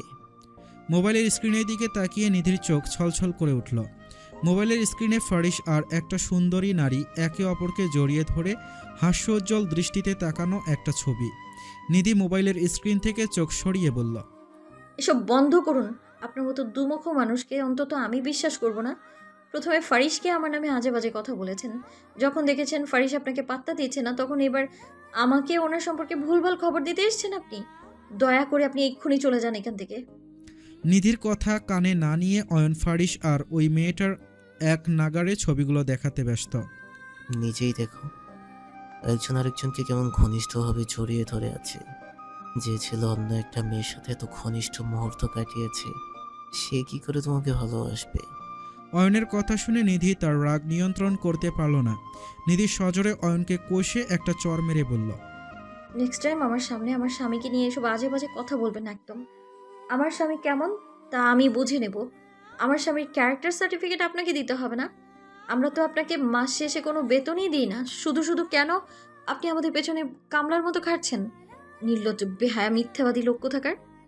নিধির কথা শুনে অয়ন রক্তিম চোখে তার দিকে তাকিয়ে নিধির হাত চেপে ধরে বলল, তোর যখন এতই বিশ্বাস তোর স্বামীর ওপর, তাহলে তোর স্বামীকে জিজ্ঞেস করিস অবন্তীকে। জিজ্ঞেস করিস অবন্তী কি তার বিয়ে করা বউ না? কেন অবন্তীর সাথে ফারিসের বিয়ের কথা লুকিয়েছে সেটাও জিজ্ঞেস করিস। কেনই বা তোদের বিয়েতে কোনো লোককে জানায়নি এবং কোনো অনুষ্ঠান করেনি। তারপর আসিস অয়নের কথা আর শেষ হতে পারল না, তার আগেই অয়ন মাটিতে লুটিয়ে পড়ল। ফারিস নিধিকে ধমক দিয়ে বলল, রুমে যাও। ফারিসের কথা যেন নিধির কানে পৌঁছায় না, সে তো অয়নের কথা শুনেই থমকে যায়। ফারিস অয়নকে ঘাড় ধাক্কা দিয়ে বাড়ি থেকে বের করে দিয়ে নিধির হাত চেপে ধরে রুমের দিকে নিয়ে যায়। তোমাকে বলেছি না ওই অয়নের থেকে দূরে দূরে থাকবে, তারপরও কেন তুমি ওর সাথে কথা বলেছ? নিধি পাথরের মূর্তির মতো দাঁড়িয়ে আছে ফারিসের সামনে। ওর সাথে কথা না বলে কি আর বুঝতে পারতাম যে আপনার একটা সুন্দর অতীত রয়েছে আর আপনি আমাকে এইভাবে ঠকাবেন? আমি কখনো ভাবতে পারিনি। নিধির কথা শুনে ফারিস নিচের দিকে তাকিয়ে আছে। ফারিস নিধির হাত চেপে ধরে শান্ত গলায় বলল, আমি তোমাকে ঠকাইনি নিধি। আমি কি করেছি? আমি তো চেষ্টা করছি আমাদের সম্পর্কটাকে মেনে নেওয়ার। নিধি ফারিসের কথা শুনে কঠিন গলায় বলল, বিয়ে করা বউকে মেনে না নেওয়ার কি কারণ আছে? মেনে নেওয়ার চেষ্টা কি? সারাদিন রাগারাগি, ধমক দেয়া, এইসব? আপনার যখন বিয়ে করা বউকে মেনে নিতে কষ্টই হবে, তাহলে বিয়ে কেন করেছেন আমায়? কেন বিয়ে করতে গেলেন আমাকে? কেন আমার জীবনটা এইভাবে নষ্ট করে দিলেন বলুন? নিধির কথা শুনে ফারিস তাচ্ছিল্যর হাসি হেসে বলল, প্রিয় মানুষগুলো শুধু রাগটাই দেখে। ফারিসের কথা নিধির কানে পৌঁছায় না। অবন্তীকে, উনি কি আপনার বিয়ে করা বউ না? নিধির কথা শুনে ফারিস হুট করে রেগে যায়। সে তার রাগ নিয়ন্ত্রণ করতে না পেরে নিধিকে একটা চড় দিতে গিয়ে আবার হাত গুটিয়ে ফেলল। যেসব বিষয় জানো না সেসব বিষয় নিয়ে কথা বলতে এসো না, এর পরিণাম কিন্তু ভালো হবে না। থেমে গেলেন কেন? মারলেন না কেন আমায়? সেই প্রথম থেকেই তো কিছু বলতে গেলে ধমক দিয়ে থামিয়ে দেন। এর পরিণাম কি খারাপ হবে আমিও শুনি একটু। আজকে অন্তত আমি চুপ করে থাকতে পারবো না। অবন্তী কে হয় আপনার? বলুন আমায় এক্ষুনি। অবন্তী কি হয় সেটা জেনে কি মহাভারত অশুদ্ধ করে ফেলবে? এই 1 মাসে আমি যতটা পেরেছি তোমাকে তোমার মতো করে মেনে নিতে। তারপরও যদি তোমার মনে হয় আমি তোমার হাজব্যান্ড হিসেবে যোগ্য নই, তাহলে তুমি চলে যেতে পারো, আমি তোমাকে আটকাবো না। ফারিসের কথা শুনে নিধির চোখ বেয়ে নোনা জল গড়িয়ে পড়ে। সেদিকে দৃষ্টি নেই ফারিসের। রাগে থরথর করে কাঁপছে ফারিস। 1 মাস হলো আমাদের বিয়ে বয়স, এখনো বলছেন ছেড়ে দেওয়ার কথা। আসলে বলবেনই তো, আমার জন্য তো আপনার আর অবন্তী নামের মেয়েটার প্রণয়ের পূর্ণতা পাচ্ছে না বোধহয়। বেশি হয়ে যাচ্ছে নিধি। বলেছি কিন্তু ওকে নিয়ে কোনো কথা না বলতে। যেটা জানো না সেটা নিয়ে কথা বলো না। জানি না তো, জানান আমাকে কি হয়েছে। আমি তো জানতে চাই কি হয়েছে, আমার তো অধিকার আছে জানার। নিধির কথার জবাব দেয় না ফারিস। নিধি চোখের পানি মুছতে মুছতে বলল, যে সম্পর্কে একে অপরের প্রতি বিন্দুমাত্র বিশ্বাস নেই, আমি অন্তত সেই সম্পর্কে থাকতে চাই না। নিধির কথা শুনে রেগে ফারিস চট করে বলে বসল। তো থেকো না, আমি তো থাকতে বলিনি। ফারিসের কথা শুনে নিধি হাঁচার চেষ্টা করে বলল, তবে তাই হোক, কোনোদিন আমি জোর করে কিছু পেতে চাইনি, আর ভবিষ্যতে চাইবও না। ভালো থাকবেন, আপনি আপনার মতো করে ভালো থাকবেন। এই কয়দিনে আমার জন্য আপনাকে অনেক কিছু সহ্য করতে হয়েছে, এখন আর কিছু সহ্য করতে হবে না। চেষ্টা করবো আর কোনোদিন যেন আপনি আমার দেখাটাও না পান। বলেই নিধি তার কাপড় চোপড় গুছিয়ে লাগেজ নিয়ে বাড়ি থেকে বের হয়ে চলে যায়। এদিকে নিধির যাওয়ার পানে অসহায় দৃষ্টিতে তাকিয়ে আছে ফারিস। তার যে কিছুই করার নেই। পরন্ত বিকেল, সূর্য প্রায় ডুবে গেছে। পাখিরা ব্যস্ত হয়ে তাদের নীড়ে ফিরছে। সেদিকে নজর নেই নিধির।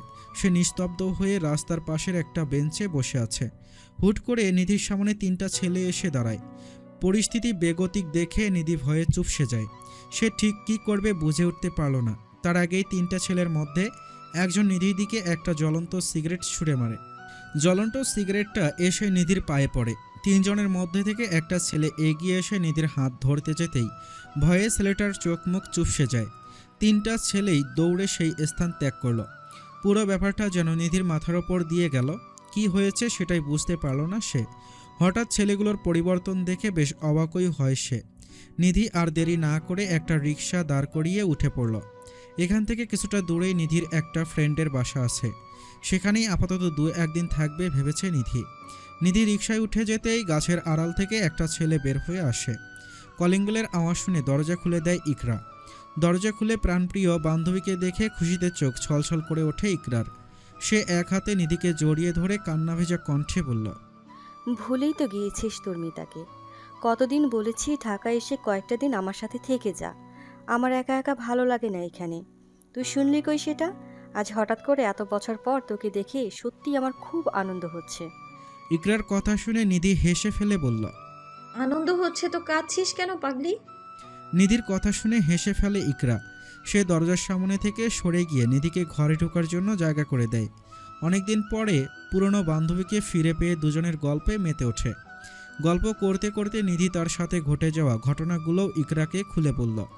এতে ইকরা কিছুটা ব্যথিত হয়ে বলল, কি মানুষ রে বাবা, তুই তো ওই অয়নশালার কথা তোর বরকে ঠিকই বলেছিস। তাহলে তোর বর ওই মেয়েটা সম্পর্কে তোকে বললে কি এমন ক্ষতি হতো? আসলে আমরা মেয়েদের কেউ আপন ভাবতে চায় না। পান থেকে চুন খসলেই গায়ে হাত তুলবে, নয়তো বাড়ি থেকে বের হয়ে যেতে বলবে। ইকরার কথা শুনে নিধি তাচ্ছিল্যর হাসি হেসে বলল, সব ছেলে এমন হয় না রে। কিছু কিছু পুরুষ আছে যারা মন উজাড় করে ভালোবাসতে জানে। সেই পুরুষদের সঙ্গী আসলেই ভাগ্যবতী হয়। আচ্ছা বাদ দে, তোর বর কি করে? নাম কি ওনার? নিজেদের কোম্পানি আছে, ফ্যামিলি বিজনেস, ওনার নাম ফারিস। নিধির কথা শুনে ইকরা তার দিকে অবাক হয়ে তাকিয়ে বলল, কি বলিস? পুরো নাম কি ওনার? তোর জিজুর অফিসের বসের নামও ফারিস? নিধি ইকরার কথাকে হেসে উড়িয়ে দিয়ে বলল, দুনিয়াতে কত ফারিস আছে, আর আমার মনে হয় না জিজু ওনার মতো হম্বিতম্বি করা মানুষের অফিসে কাজ করবে। আরে তুই বল না প্লিজ। মেহরাব ফারিস শিকদার। নিধির কথা শুনে ইকরা পুরো হতভম্ব হয়ে যায়। তবুও ইকরা সেটা নিধিকে বুঝতে না দিয়ে বলল, আচ্ছা বাদ দে, তোর যতদিন ইচ্ছে এখানে থাকতে পারিস, আমারও ভালো লাগবে। তাছাড়া তোর জিজু তো সারাদিন অফিসেই থাকে। ইকরার কথা শুনে নিধি তার দিকে কৃতজ্ঞতার দৃষ্টিতে তাকিয়ে বলল, ধন্যবাদ দোস্ত, আর দোয়া কর আমি যেন খুব শীঘ্রই একটা জব পেয়ে যাই। বাড়িতে গেলেও তো লাথি দিয়ে বের করে দেবে। এর চেয়ে একটা জব খুঁজে নিজের খরচ নিজেই বহন করি। তোর পরিবারটা কেন যে তোর সাথে এমন করে কে জানে। বাদ দে এসব। আচ্ছা। ইকরাদের ফ্ল্যাটে 2টা বেডরুম আর একটা গেস্ট রুম আছে। ইকরা আর তার বর একটা বেডরুমে থাকে, আর অন্য বেডরুমটা নিধিকে থাকতে দেয় ইকরা। ইকরা নিধির রুমে এসে তাকে ডিনার করতে ডাকে। নিধিও বাধ্য মেয়ের মতো ইকরার সাথে ডাইনিং টেবিলে গিয়ে বসে। খাবার খেতে খেতে ইকরা নিধির চাকরির ব্যাপারে কথা উঠায়। ইকরা তার বরকে বলল, তুমি দেখো না নিধির জন্য একটা চাকরি পাও কিনা, ওর একটা জবের এখন ভীষণ প্রয়োজন। ইকরার কথা শুনে তার বর পিয়াস মাথা নেড়ে বলল, চাকরি চাইলেই তো পাওয়া যায় না, একটু অপেক্ষা করতে হবে। তা নিধি, তুমি কোন ক্লাসে পড়ো? অনার্স 2য় বর্ষে। নিধির কথা শুনে পিয়াস বলল, যদিও চাকরি পাওয়াটা একটু কষ্ট হয়ে যাবে, তবুও চেষ্টা করব আমি।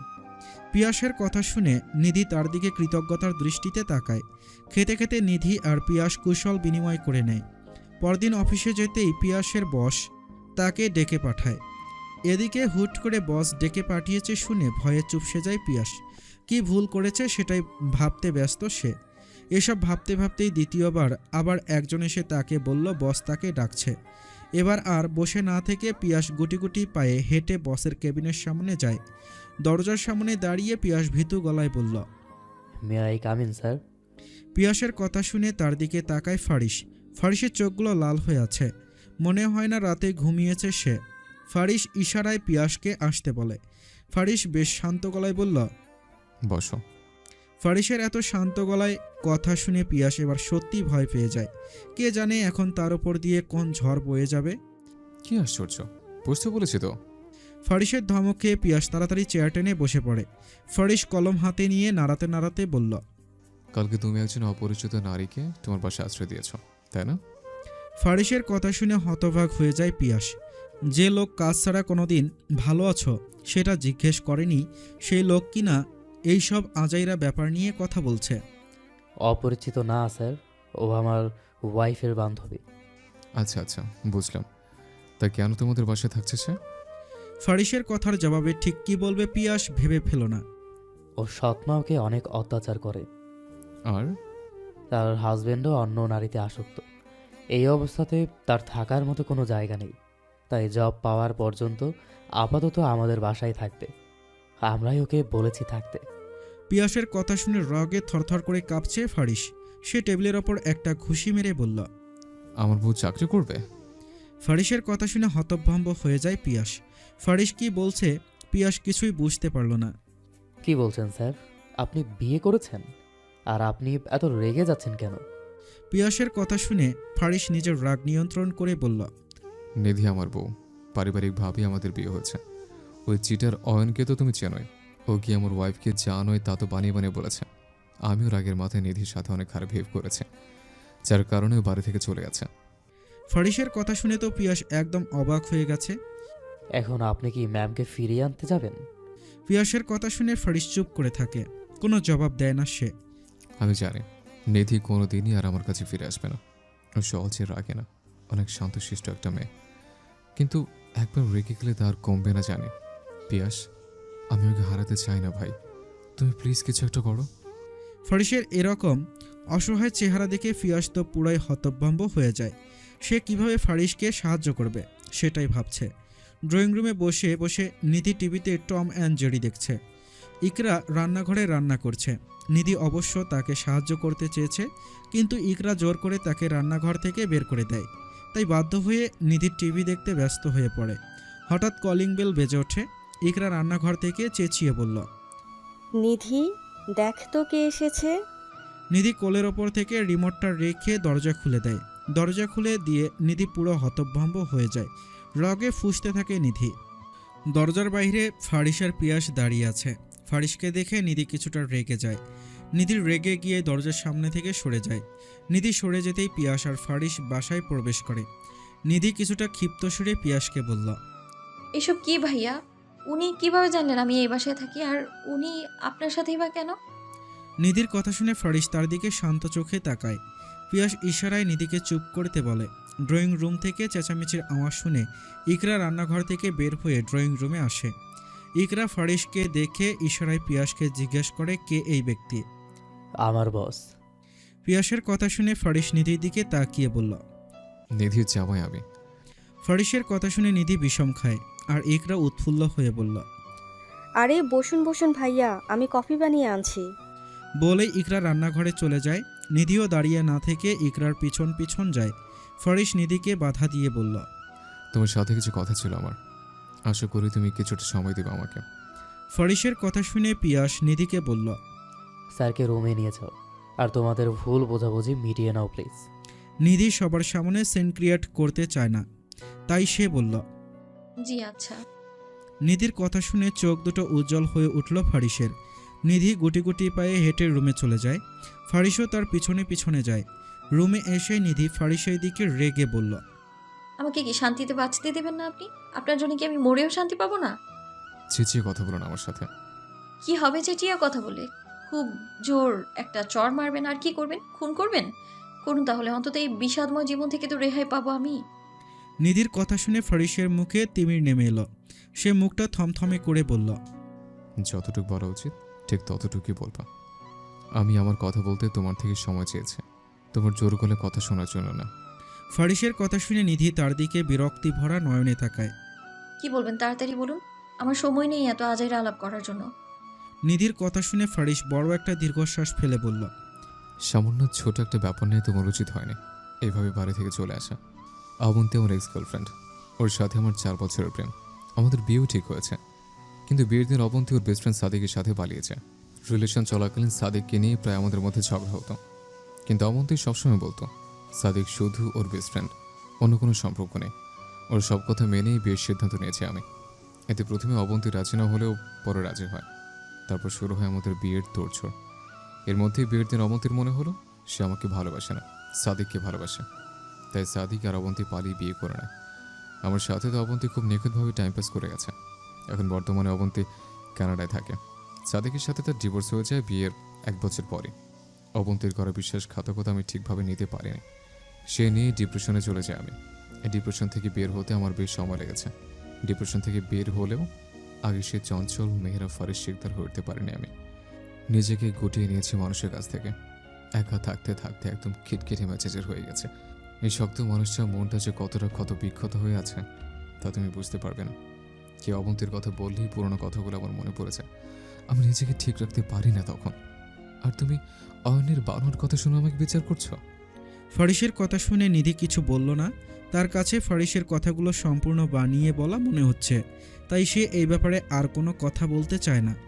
আপনার কথা শেষ হলে এখন আসতে পারেন আপনি। নিধির কথা শুনে ফারিস তার দিকে অবাক চোখে তাকিয়ে বলল। তোমার কিছু বলার নেই? কি বলার থাকবে? এই কথাগুলো এখন না বলে কালকে বলে কি হতো? তাহলে তো এত কিছু হতো না। তাছাড়া যা হয়েছে ভালোর জন্যই হয়েছে। এই কারণে অন্তত আপনার আসল চেহারাটা তো দেখতে পেলাম আমি। আমার প্রতি আপনার কেমন বিশ্বাস সেটাও দেখলাম আমি। জীবনে ভুল করলে একটাই করেছি, সেটা হলো গরিব ঘরে জন্ম নিয়ে। বিয়ের আগে বাবার বাড়িতে শুধু অবহেলা পেয়েছি। ভেবেছিলাম বিয়ের পর হয়তো সব ঠিক হয়ে যাবে, কিন্তু আমাকে ভুল প্রমাণ করে দিয়ে স্বামীর বাড়ি থেকেও শুধু অবহেলাই পেয়েছি আমি। শুনুন মিস্টার মেহরা ফারিস শিকদার, আমি এতটাও অবহেলিত না যা আপনারা ভাবেন। এখন আমি আর পেছনে ঘুরে তাকাতে চাই না, শুধু সামনের দিকে এগিয়ে যেতে চাই আমি। একা সংগ্রাম করে হয়তো সুখে বাঁচবো, নয়তো মরবো, তবুও আর কারো কাছে বোঝা হয়ে থাকতে চাই না। একদিন হয়তো আমি হারিয়ে যাব, তখন সবাই ঠিকই খুঁজবে আমায়, আমার অস্তিত্ব খুঁজে পাওয়ার চেষ্টা করবে, কিন্তু পাবে না। আপনি দয়া করে এখান থেকে চলে যান। নিধির কথা শুনে ফারিস অসহায় দৃষ্টিতে তাকিয়ে আছে তার দিকে। আজ অনেকদিন হলো দাদা ভাই আর দাদি বাড়িতে নেই। তারা যখন ফিরে আসবে আমি তাদেরকে কি জবাব দেব? ফারিসের কথা শুনে নিধি তার দিকে তাচ্ছিলর হাসি হেসে বলল। আমি তো জানতাম আপনি তাদের জন্যই আমাকে ফিরিয়ে নিতে এসেছেন, আমার জন্যে না। আপনার মনে বিন্দু পরিমাণ ভালোবাসাও জন্মায়নি। আমি ভেবেছি আমার ভালোবাসা দিয়ে আপনার সব কঠোরতা ভেঙে চুরমার করে দেব, কিন্তু আমি ব্যর্থ হয়েছি। দাদা দাদিকে বলে দিবেন কোনো এক ব্যক্তিকে ভালো রাখতে নিধি হারিয়ে গেছে, নয়তো বলবেন যে নিধি একটু সুখে থাকার জন্য স্বার্থপরের মতো তাদের ছেড়ে চলে গেছে। আমি নিজেকে কি বলবো নিধি? আমি জানি না ফারিস, প্লিজ আমাকে একটু ভালো থাকতে দিন আপনি। আমি আপনাকে ছাড়া অনেক সুখে থাকবো। নিধির কথা শুনে ফারিস কিছু বলল না। তার চোখ দিয়ে নীরবে নোনা জল গড়িয়ে পড়ল। নিধি দেখার আগেই ফারিস চোখের পানি মুছে নিষ্পলক চোখে নিধির দিকে চেয়েছে। ফারিস এটা ভেবেই অবাক হয় সে নিধির জন্য কাঁদছে। অবন্তী চলে যাওয়ার পরও ফারিসের চোখ থেকে এক ফোঁটাও পানি পড়েনি। সাথে নিধির মতো শান্তশিষ্ট মেয়েকে এত কঠোর হতে দেখে তো ফারিস আরও অবাক হয়। সে আর কিছু না বলে এলোমেলো পায়ে হেঁটে রুম থেকে বের হয়ে যায়। রুম থেকে বের হতেই পিয়াস আর ইকরার সামনে পড়ে ফারিস। পিয়াস তার বিস্ময় আর দমিয়ে রাখতে না পেরে বলল। কি হয়েছে স্যার? কিছু হয়নি, আমি বরং আজ যাই। ফারিসের কথা শুনে ইকরা বলল, ভাইয়া আমি কফি বানিয়েছি, খেয়ে যান প্লিজ। অন্য একদিন আসবো, একটা কাজ আছে আমার। ফারিসের কথা শুনে ইকরা আর পিয়াস দুজনেরই মন খারাপ হয়ে যায়। ফারিস সেসব পাত্তা না দিয়ে পিয়াসকে বলল, অফিসে এসো, জরুরি কথা আছে আমার। আর ম্যাম, আপনি কয়েকটা দিন নিধির একটু খেয়াল রাখবেন। বলেই ফারিস বাসা থেকে বের হয়ে যায়। নিস্তব্ধ রাত, ঘড়িতে তখন সময় রাত 1টা ছুঁই ছুঁই। ফারিস চোখ মেলে এলোমেলো হাতে টি টেবিলের অপর পানি খোঁজে, কিন্তু সে পানির নাগাল পায় না। তাই ফারিস ফোনের লাইট অন করে দেখে টি টেবিলের অপর পানি নেই। হঠাৎ ফারিসের মনে হলো একটা মেয়ে তার দিকে পানির গ্লাস এগিয়ে দিয়েছে। মেয়েটার মুখটা দেখতে পায় না সে, কেমন ঝাপসা হয়ে আছে সব কিছু। বলেই ফারিস মেয়েটাকে ছুঁতে চায়, কিন্তু তার আগেই মেয়েটা হারিয়ে যায়। সবটাই নিজের কল্পনা ভেবে ফারিস কেঁদে ফেলল। এতদিন শুধু নিধি তাকে একপাক্ষিক ভালোবেসে গেছে। এখন যখন সে নিধির প্রতি দুর্বল হয়ে পড়ল আস্তে আস্তে, তখন নিধি মুখ ফিরিয়ে নিল। নিজের প্রতি প্রচণ্ড রাগ হয় ফারিসের। কেন সে নিধিকে অবহেলা করেছে? কেন সে সবসময় তার থেকে মুখ ফিরিয়ে নিত? যখন নিধি দূরে সরে গেল তার থেকে, তখন সে বুঝতে পারল সে নিধিকে কতটা চায়। এই তো কিছুদিন আগে ফারিসের জ্বর হওয়াতে নিধি নাওয়া খাওয়া ভুলে দিনরাত জেগে ফারিসের সেবা করেছে। সে সুস্থ হওয়া পর্যন্ত তার কাছ থেকে একটু দূরে পর্যন্ত যায়নি। অথচ এখন ফারিস অসুস্থ হয়ে বিছানায় শুয়ে আছে। তাকে দেখার মতো একজন মানুষ তার নেই। না আছে তার নিধি, আর না আছে তার দাদা দাদি। আজকে নিজেকে প্রচুর অসহায় মনে হচ্ছে ফারিসের। সে এলোমেলো পায়ে হেঁটে গাড়ির চাবি নিয়ে বের হয়ে গেল পিয়াসদের বাড়ির উদ্দেশ্যে। হঠাৎ করে নিধিকে দেখার প্রচুর ইচ্ছে জেগেছে ফারিসের। জ্বরে চোখ খুলে রাখতে কষ্ট হচ্ছে তার, তবুও সে অসুস্থ শরীর নিয়ে বেরিয়ে পড়ল নিধিকে এক নজর দেখার জন্য। দিনটা সোমবার, বাহিরে মুষলধারে বৃষ্টি হচ্ছে। পিয়াস সকাল সকাল উঠে রেডি হয়ে অফিসের জন্য বের হয়ে যায়। বাসায় শুধু নিধি আর ইকরা। নিধি সোফায় বসে বসে ফারিসের কথাই ভাবছে। আজ থেকে ঠিক 3 দিন আগে ফারিসের সাথে তার শেষ দেখা হয়েছে। আজ 3 দিন হলো। ফারিস নিধির একটু খোঁজ নেওয়ারও চেষ্টা করেনি। পরে নিধির মনে পড়ল সে তো সিমই চেঞ্জ করে ফেলেছে। খবর নিবেই বা কীভাবে? আজকে হঠাৎ করে ফারিসের জন্য নিধির খারাপ লাগছে। মনে হচ্ছে ফারিস ঠিক নেই। সেই নিয়েই সকাল থেকে ছটফট করছে সে, কিন্তু কাউকে কিছু বলতে পারছে না, কারণ নিধি তো ফারিসকে ফিরিয়ে দিয়েছিল সেদিন। এসব ভাবতেই মন খারাপ নিধির। এসব ভেবেই মন খারাপ নিধির। ইকরা রান্নাঘর থেকে এসে নিধির পাশে বসল। সে নিধির মাথায় হাত বুলিয়ে দিয়ে বলল, কি হয়েছে রে নিধু? কিছু ভালো লাগছে না রে আমার। নিধির বিরস মুখে বলা কথা শুনে ইকরা নিধিকে জড়িয়ে ধরে বলল, জিজুর জন্য মন খারাপ? ওনার কথা মনে পড়ছে তোর? ইকরার কথার জবাব দেয় না নিধি। সে চুপচাপ বসে থাকে। ইকরা তার মনের অবস্থা বুঝতে পেরে আবারও বলল, তুই শুধু শুধু দুলাভাইকে ভুল বুঝছিস। উনি একটু রাগী, কিন্তু মনটা ভীষণ ভালো। তুই হয়তো দুলাভাইকে এখনো ভালো করে বুঝতেই পারিসনি। আমি ওনার সঙ্গে সংসার করেছি, একটা ওনাকে আমি বুঝতে পারবো না কেন? তুই জানিস উনি অয়নের কথা শুনে আমার চড় মেরেছে, তাও আবার আমি সব কিছু বলার পরেও। সে জায়গায় আমি তো তেমন কোনো রিয়াক্টই করিনি। তুই যাই বলিস না কেন, তোর ভাইয়ার সাথে কথা বলা উচিত। একজন আরেকজনকে বুঝতে পারাটা হলো আসল ভালোবাসা। জানিস এখন না বিচ্ছেদ জিনিসটা সম্পর্কে সচরাচর হচ্ছে। বিচ্ছেদের থেকে ভালো তুই তাকে বুঝে সবকিছু ঠিক করে নেওয়া। নিধি ইকরার কাঁধে হাত দিয়ে বলল, ছোটবেলা থেকেই বাবার রাজকন্যা হয়ে বড় হয়েছিস তুই। বিয়ের পর বরের রাজরানী তুই। আমার ছোট থেকে কষ্ট করে বেড়ে ওঠার ব্যাপারটা অন্তত তুই বুঝতে পারবি না। একটুখানি আশার সুখের আশায় আমি কি না করেছি বলতো? ফারিস নামক পাথর মনের মানুষটার মন পেতে চেয়েছি আমি, সৎ মায়ের ভালোবাসা পেতে চেয়েছি। এ যেন অলিক কল্পনা আমার। যেটা পাওয়ার নয় সেই জিনিসটাই কেন যে সবসময় আমি পেতে চাই কে জানে। জিনিসটা তাদের হবে না জেনেও মানুষ যে জিনিসটার উপরই বেশি আকৃষ্ট হয়। নিধির কথা শুনে ইকরা বড় একটা দীর্ঘশ্বাস ফেলে। আসলেই তার কিছু বলার নেই। ছোটকাল থেকে ইকরা আর নিধির বন্ধুত্ব। কখনো নিধির মুখ থেকে তার মায়ের অত্যাচার ছাড়া ভালো কোনো কথা শোনেনি। মেয়েটা কতটা কষ্ট করে বড় হয়েছে সেটা ইকরা খুব ভালো করেই জানে। সকাল থেকে কি সুন্দর বৃষ্টি হচ্ছে, ওয়েদারটা জোশ। ইচ্ছে করছে শাড়ি পরতে। ইকরার কথা শুনে নিধি তার দিকে ভ্রু কুঁচকে বলল, তোর মনে রং লেগেছে নাকি? নিধির কথা শুনে ইকরা কিছুটা মন খারাপ করে বলল, এমনি ইচ্ছে করছে। তোর ভাইয়া থাকলে ভালো হতো, শাড়ি পরা অবস্থায় আমাকে দেখলে অনেক খুশি হতো। ইকরার কথা শুনে নিধি একটা দীর্ঘশ্বাস ফেলল। নিধিও ভেবেছিল তার একটা সুখের সংসার হবে, তার একজন নিজের মানুষ থাকবে যে তাকে কেয়ার করবে, ভালোবাসবে, সম্মান করবে। তার একান্ত মানুষটাকে নিয়ে তার পছন্দের জায়গা পাহাড়ে হারিয়ে যাবে, কিন্তু তার কিছুই হলো না। মানুষ আসলে খুব করে যা চায় তা কখনো পায় না। পিয়াস অফিসে এসে পৌঁছাতে না পৌঁছাতেই হতভম্ব হয়ে গেল। সবাই নিজের কাজ রেখে একজন আরেকজনের জায়গায় দাঁড়িয়ে আছে। কেউ ফোন টিপছে তো কেউ গল্প করছে। পিয়াস একজন কর্মচারীকে ডেকে বলল, সবাই কাজ না করে এভাবে গল্পে মেতে আছে কেন? স্যার দেখলে তো সবাইকে চাকরি থেকে বের করে দিবে। পিয়াসের কথা শুনে কর্মচারীটি ফিসফিস করে বলল, আরে স্যার আজকে আসেনি, তাই সবাই কাজ না করে গল্প করছে। এদেরকে বলার পরও ঠিক হয়নি, এদেরকে স্যারই ঠিক করতে পারবেন। স্যার আসেনি কেন? তা তো আমি জানি না। আচ্ছা তুমি যাও, আমি দেখছি ব্যাপারটা। পিয়াসের কথা শুনে কর্মচারীটি কাজে চলে যায়। পিয়াস ফোন বের করে ফারিসের ফোনে কল দেয়, কিন্তু তার ফোন বন্ধ। পিয়াস এবার বেশ চিন্তায় পড়ে যায়।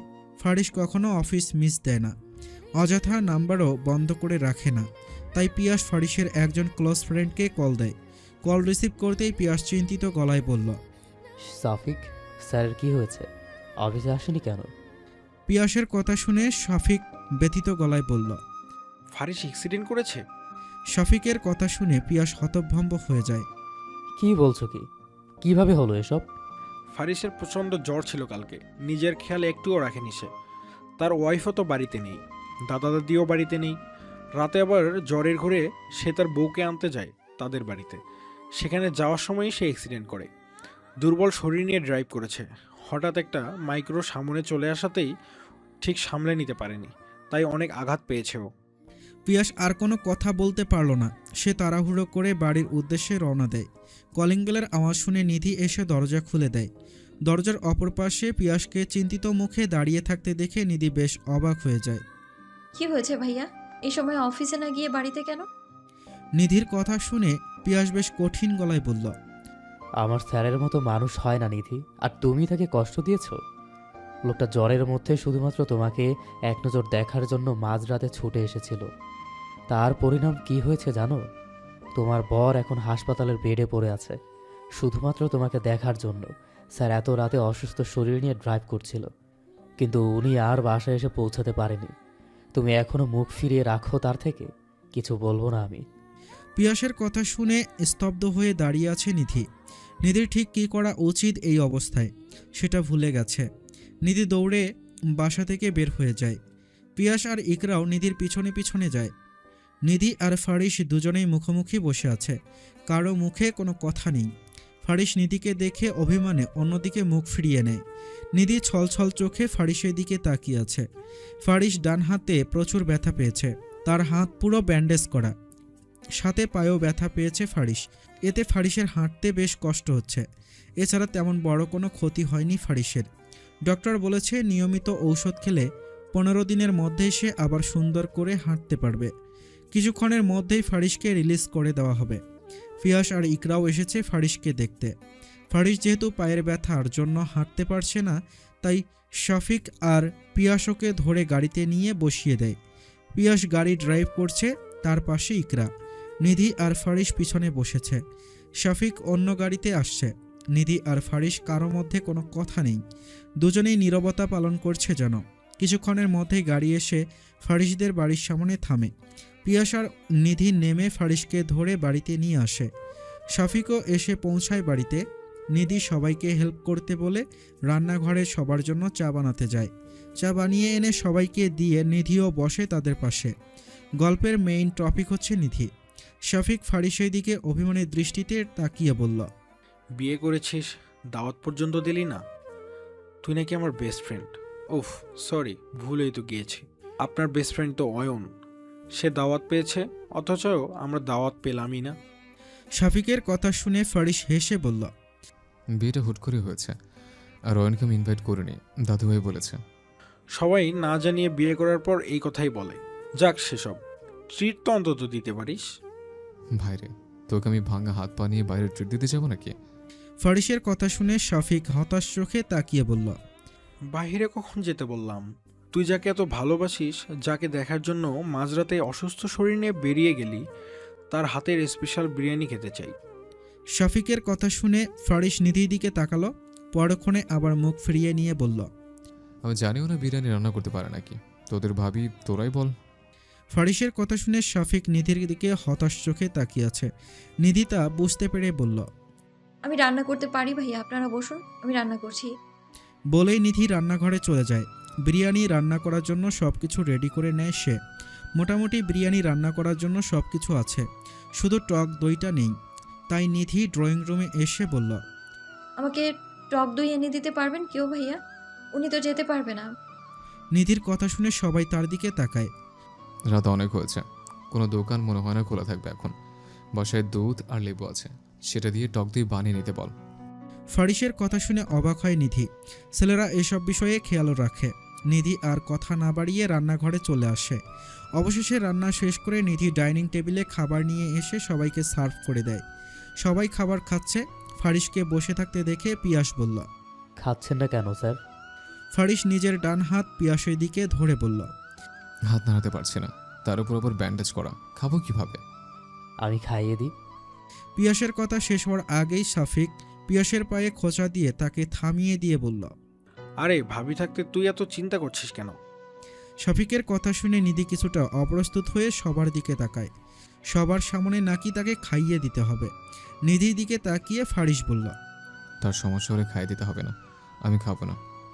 ফারিসের কথা শুনে নিধি তার দিকে বিরক্তি ভরা নয়নে তাকিয়ে বলল। অসুস্থ, তারপরেও ন্যাকামো গেল না। বলেই নিধি ফারিসের সামনে থেকে খাবারের প্লেট টেনে নিয়ে ফারিসকে খাইয়ে দেয়। নিধির করা কাজে সবাই হাসে। পিয়াস ইকরা নিজেদের বাড়ি চলে যায় ডিনার করে। শফিক ওদের বাড়িতে পৌঁছে দিয়ে আসে। ফারিসদের বাড়ি এখন পুরো ফাঁকা। কিছুক্ষণ আগেও সবার হইচইয়ে এ বাড়ি মেতেছিল। সবাই চলে যাওয়াতে নিধির মনটা একটু খারাপ। সে ব্যালকনিতে চুপচাপ দাঁড়িয়ে আছে। ফারিস রুমে শুয়ে আছে। হঠাৎ কাঁচ ভাঙ্গার আওয়াজ শুনে নিধি তাড়াতাড়ি রুমে আসলো। সমস্যা কি আপনার? বলেছি তো একা একা কোনো কাজ না করতে। তারপরেও কেন একা একা গ্লাসে পানি ঢালতে গিয়েছেন? আমার সাথে কথা বলতে আপনার লজ্জা লাগছে? এত ইগো কিসের আপনার? নিধির কথা শুনে ফারিস তার দিকে ভ্রু কুঁচকে তাকায়। Shut up. একটু পরিবর্তন হননি আপনি, আগের মতোই ডিট আছেন এখনো। বলে নিধি কাচের টুকরোগুলো এক জায়গায় জড়ো করে ডাস্টবিনে নিয়ে রাখে। রান্নাঘর থেকে গ্লাস নিয়ে এসে নিধি ফারিসকে পানি দেয়। এখন থেকে আমার সাথে রাগারাগি করে ঘরে রান্না বন্ধ করে দেবো আমি। নিধির কথা শুনে ফারিস হেসে ফেলল। অনলাইনে খাবার অর্ডার করলে পুরো হোটেলের খাবার বাড়িতে এনে দিয়ে যাবে, আর তুমি আমাকে রান্না বন্ধ করে দেওয়ার হুমকি দিচ্ছ? ফারিসের কথা শুনে নিধি চুপসে যায়। পরক্ষণে হেসে বলল। চুল টেনে দৌড় দিব? কি করতে পারবেন তখন আপনি? দৌড়ে ধরতে যাবেন আমায়, কিন্তু কি করে? নিধির কথা শুনে ফারিসের মন খারাপ হয়ে যায়। অসহায়তার সুযোগ নিও না মেয়ে, একদিন আমার পা ঠিক হয়ে যাবে, তখন কি করতে পারবে তুমি? তখনকার ব্যাপার তখন দেখা যাবে, এখন তো আমার দিন। বলেই হেসে ফেলল নিধি। একটা কথা বলবে নিধি? বলুন। তুমি কি নিজের ইচ্ছেতে এসেছো এই বাড়িতে? হঠাৎ এই কথা কেন? বলো তুমি, তোমাকে জোর করে কিছু করতে হবে না। তুমি যদি আমার কালো অতীত জেনে চলে যেতে চাও তাহলে চলে যাও, আমি তোমাকে আটকাবো না। ওই দিন অবন্তীর কথা বলাতে আমার মাথা ঠিক ছিল না, তোমার সাথে অনেক বাজে ব্যবহার করে ফেলেছে, তুমি আমাকে ক্ষমা করো। অতীত তো আমারও ছিল, আপনি তো মেনে নিয়েছেন। আপনি যদি স্বাভাবিকভাবে আমাকে সবকিছু বলতেন তাহলে হয়তো আমি বাড়ি ছেড়ে যেতাম না। মাথা ঠিক ছিল না আমার। ছেলেদের মাথা সব সময় নষ্টই থাকে। অপমান করছো কিন্তু। অপমান করছি না, যা সত্যি তাই বলছি। নিধির কথা শুনে ফারিস তার দিকে মুখ গোমড়া করে তাকিয়ে আছে। বৃষ্টি হচ্ছে বাইরে। তো অসুস্থ শরীর নিয়ে ভেজার ইচ্ছে আছে নাকি? না, বৃষ্টি বিলাস করতে ইচ্ছে করছে প্রিয় মানুষটার সাথে। প্রিয় মানুষকে তাকে ডেকে নিয়ে আসুন, তারপর গল্প করুন। আমি না হয় নীরব শ্রোতা হয়ে আপনাদের চা কফি বানিয়ে দেব। মজা করছো? কি মনে হয়? জানি না, চলো বিল করতে চাই। অসুস্থ শরীর নিয়ে আপনাকে কোথাও যেতে হবে না, রুমেই থাকুন আপনি। না। বলেই ফারিস বিছানা থেকে নামতে যায়, কিন্তু পায়ের ব্যথার জন্য হাঁটতে পারে না। নিধি ফারিসকে ধরে ফেলে বলল। এত বেখেয়ালি কেন আপনি? বেখেয়ালি দেখেই তো তোমাকে আবার ফিরে পেলাম। অ্যাক্সিডেন্ট হয়েছে দেখেই তো তুমি ফিরে এসছো। ধুর, কি সব বলছেন? আমাকে ধরুন, আমি নিয়ে যাচ্ছি বেলকনিতে। নিধির কথা শুনে ফারিস তাকে ধরে হেঁটে হেঁটে ব্যালকনিতে আসে। ফারিস বাইরের দিকে তাকিয়ে বলল, ভালো লাগছে না। কেন? জানি না, জড়িয়ে ধরো, তাহলে ভালো লাগবে। ফারিসের কথা শুনে নিধি কিছুটা লজ্জা পেয়ে বলল। আজাইরা আবদার। নিধির কথা শুনে ফারিস তার দিকে অসহায় দৃষ্টিতে তাকিয়ে আছে। 1 মাস পর ফারিস দীর্ঘদিন বেড রেস্ট থাকার কারণে অফিসে আসতে পারেনি, তাই অফিসের কিছুটা দায়িত্ব অয়নের ওপরই ছিল। রাহাত শিকদার অয়নের ওপর দায়িত্বটা দেয়। কয়েকদিন ধরেই অফিসের হিসাবে গরমিল দেখা যায়। ফারিস তা বুঝতে পেরে অয়নের ওপর নজর রাখতে দেয় পিয়াস আর শাফিককে। উপযুক্ত প্রমাণ তৈরি করতে সক্ষম হয় পিয়াস আর শাফিক। অয়ন ফারিসদের কোম্পানির টাকা লুটপাট করে তার ব্যাংক ব্যালেন্স মোটা করেছে, তাই অয়নকে পুলিশে দেওয়া হয়। ফারিসের টাকা লুটপাট হলেও সে অয়নকে জেলে ঢোকাতে পেরে প্রচুর খুশি। সে অয়নকে দু চোখেও দেখতে পারে না। যখন সে নিধিকে উল্টাপাল্টা বুঝিয়েছে তখন থেকে। রাত প্রায় 10টা বাজে। ফারিস বাহির থেকে এসে রুমে চলে যায়। এদিকে নিধি যে তার জন্য ড্রয়িং রুমে বসে অপেক্ষা করছে সেদিকে তার নজর নেই। তাকে দেখেও না দেখার অভিনয় করে ফারিস চলে যাওয়াতে নিধি একটু কষ্ট পায়। নিধি কিছু না বলে মুখে হাসি বজায় রেখে রুমে যায়। ফারিস দরজায় দাঁড়িয়ে দাঁড়িয়ে ফোনে কথা বলছে রুমের এক কোণায়। নিধিকে দেখে কল কেটে দেয় ফারিস। তা দেখে নিধি ভ্রু কুঁচকে বলল, ডিস্টার্ব করলাম নাকি? নিধির কথা শুনে ফারিস গম্ভীর কণ্ঠে বলল, বুঝেছে যখন, তাহলে দাঁড়িয়ে আছো কেন? ফারিসের এমন আচরণ দেখে নিধি চুপসে যায়। নিধি ফারিসের কাছে এগিয়ে গিয়ে বলল, কি হয়েছে আপনার? এমন করে কথা কেন বলছেন? নিধির কথার জবাব দেয় না ফারিস। সে চুপচাপ বিছানায় গিয়ে বসে। ফারিস নিধিকে ইগনোর করছে বুঝতে পেরে নিধি আর ফারিসকে বিরক্ত না করে বিছানা তৈরি করে শুয়ে পড়ল। ছাদের রেলিং ঘেঁষে দাঁড়িয়ে আছে ফারিস। রাত প্রায় 11টা বাজে। নিধি রুমে ঘুমোচ্ছে। এই সুযোগে ফারিস চুপি চুপি ছাদে চলে আসে। ছাদে একপাশে অনেকগুলো গোলাপ ফুল জড়ো করে রেখেছে ফারিস। সে ফোন হাতে পায়চারি করছে। হঠাৎ ফারিসের ফোন বেজে ওঠে। সে তড়িঘড়ি করে কল রিসিভ করে বাসার নিচে যায়। একজন লোক এসে তার হাতে মাঝারি সাইজের একটা বক্স ধরিয়ে দেয়। ফারিস তা নিয়ে তাড়াতাড়ি আবার ছাদে চলে যায়। তার মনটা চটপট করছে। সে জানে নিধি কষ্ট পেয়েছে তার ব্যবহারে। সে ইচ্ছে করে নিধির সাথে অমন আচরণ করেছে। ফারিস ছাদে এসে তাড়াতাড়ি ছাদের একপাশে ফুল দিয়ে সাজায়। একটা ছোট টেবিলের ওপর কেক বের করে রেখে তার চারপাশে গোলাপের পাপড়ি ছড়িয়ে দেয়। গোলাপের পাপড়ির ওপরে ছোট্ট ছোট্ট ক্যান্ডেলগুলো জ্বালিয়ে দেয় ফারিস। অল্প কিছু সময়ের মধ্যেই অন্ধকার জায়গাটা ক্যান্ডেলের আলোতে উজ্জ্বল হয়ে যায়। ছোট টেবিলের ওপর ফুল আর ক্যান্ডেল দিয়ে সাজিয়ে মাঝখানে কেক রাখা আছে। পুরো ছাদ অন্ধকার, শুধু টেবিলে ছোট ছোট ক্যান্ডেলগুলো জ্বলছে। এতে যেন ছাদের সৌন্দর্যটা ফুটে উঠেছে। ফারিস ঘড়িতে সময় দেখে 11:55 বাজে। ফারিস আর দাঁড়িয়ে না থেকে রুমে যায়। রুমের সামনে এসে তো ফারিস হতভম্ব হয়ে যায়। রুমে দরজা আটকানো। সে তো রুম থেকে বের হওয়ার সময় নিধি ঘুমিয়েছিল। তাহলে কে দরজা আটকালো? এদিকে 12টা বাজার আর মাত্র 4 মিনিট বাকি আছে। সে যে এতক্ষণ কষ্ট করে সব কিছু ডেকোরেশন করেছে, সব কিছু কি বিফলে যাবে? এসব ভেবেই আঁতকে উঠল ফারিস। সে দরজায় নক করে, কিন্তু কোনো সাড়া শব্দ নেই। ফারিস এবার গম্ভীর কণ্ঠে বলল, নিধি, আমি জানি তুমি জেগে আছো, তাড়াতাড়ি দরজা খোলো। তবুও কোনো সাড়া শব্দ নেই। ফারিস হতাশ চোখে দরজার দিকে তাকিয়ে আছে। আজকে নিধির জন্মদিন। সেই ভেবেই ফারিস তার জন্য সারপ্রাইজ হিসেবে ছাদে কেক এনে সাজিয়েছে ফুল দিয়ে। এদিকে নিধিকে ইগনোর করার জন্য যে সে এত রেগে যাবে সেটা কল্পনাও করতে পারেনি ফারিস। সে আর কিছু ভাবতে পারল না। 12টা বাজতে আর মাত্র 2 মিনিট বাকি আছে। ফারিস কিছু একটা ভাবল, তারপর কঠিন গলায় বলল, তুমি কি চাও এত রাতে আমি বাইরে রাত কাটাই? এত রাতে গাড়ি ড্রাইভ করে আবার কোনো দুর্ঘটনা ঘটায়? এটাই তো চাও? ফারিস বলতে দেরি, দরজা খুলতে দেরি হয় না নিধির। সে দরজা খুলে গুটিসুটি মেরে এক পাশে দাঁড়িয়ে আছে। ফারিস লক্ষ্য করল নিধির চোখের কোণায় পানি। সে আর কিছু না ভেবেই নিধিকে কোলে তুলে নেয়। ফারিসের কাজে তো হতভম্ব হয়ে যায় নিধি। সে ফারিসকে খামচে ধরে বলল, আরে আরে কি করছেন আপনি? মাথা খারাপ হয়ে গেছে নাকি?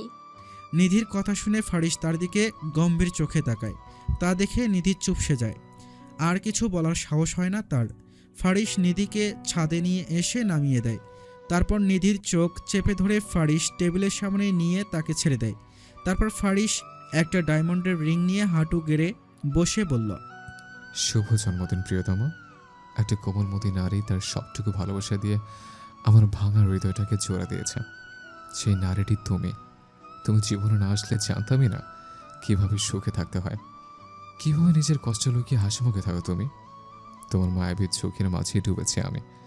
আমার জীবন হয়তো পরিপূর্ণভাবে নিখুঁত নয়, কিন্তু আমার মাঝে তোমার জন্য ভালোবাসা পরিপূর্ণ আছে। আমি তোমার হৃদয়ের একটা অংশ হতে চাই। তোমাকে না দেখার মুহূর্তগুলো আমি অতিক্রম করতে পারি না। তোমার মনের শুদ্ধতা আমাকে আষ্টে পৃষ্ঠে জড়িয়ে রেখেছে। তোমার ভালোবাসা সে অমূল্য উপলব্ধির নাম, যা আমাকে অতীতের সব দুঃখ ভুলিয়ে দেয়। অনেকবার চেষ্টা করেছে আমার বিষাক্ত জীবন থেকে তোমাকে দূরে রাখতে, কিন্তু আমি আর পারছি না দূরে থাকতে। আমার মতো এলেবলে একজন মানুষকে গুছিয়ে তুলেছো তুমি। কখনো ছেড়ে যেও না আমাকে। সারা জীবন আমার ছায়া হয়ে পাশে থেকো। হবে কি আমার মনের রাজরানী? ফারিসের কথা শুনে নিধির চোখ ছলছল করে ওঠে। মানুষটা তার জন্মদিন মনে রেখেছে, অথচ সে কোনোদিন ফারিসকে এসব বলেনি। আদৌ তার কপালে এত সুখ সইবে? নিধিকে চুপচাপ দাঁড়িয়ে থাকতে দেখে ফারিস বলল, হাঁটু ব্যথা করছে সুইটহার্ট, আর কতক্ষণ শাস্তি দিবে? অ্যাকসেপ্ট করে নাও প্লিজ। ফারিসের অসহায় গলায় বলা কথা শুনে হেসে ফেলে নিধি। তার বাম হাত বাড়িয়ে দেয় ফারিসের দিকে। ফারিস সযত্নে নিধির হাতে রিং পরিয়ে দিয়ে উঠে দাঁড়ায়। নিধিকে টেনে কেকের সামনে দাঁড় করিয়ে দেয় ফারিস। কেক কাটুন ফারিসের রাজরানী। ফারিসের কথা শুনে হেসে ফেলে নিধি। নিধি কেক কেটে ফারিসকে খাইয়ে দিয়ে বলল, মানুষের জীবনে যেমন সমস্যা পেছন ছাড়ে না, আপনিও তেমনভাবে কখনো আমাকে ছেড়ে যাবেন না। সারা জীবন সমস্যার মতোই থেকে যান প্লিজ আমার পাশে। বড্ড বেশি ভালোবাসি আমি আপনাকে। নিধির প্রথম কথাগুলো শুনে হেসে ফেলল ফারিস। ফারিস নিধিকে কাছে টেনে নিয়ে কপালে চুমু খায়।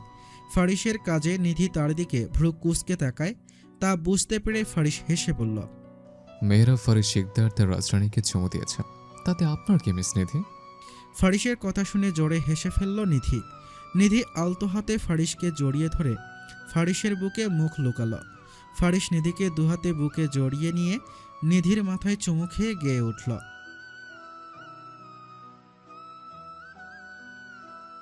হ্যালো বন্ধুরা, গল্পটি কেমন লেগেছে অবশ্যই কমেন্ট করে জানাতে ভুলবেন না। সেই সাথে আমাদের চ্যানেলে আপনি নতুন হয়ে থাকলে আমাদের চ্যানেলটি অবশ্যই সাবস্ক্রাইব করে দেবেন এরকম আরও ভালো সুন্দর গল্প শুনতে। ধন্যবাদ সবাইকে। আল্লাহ হাফেজ।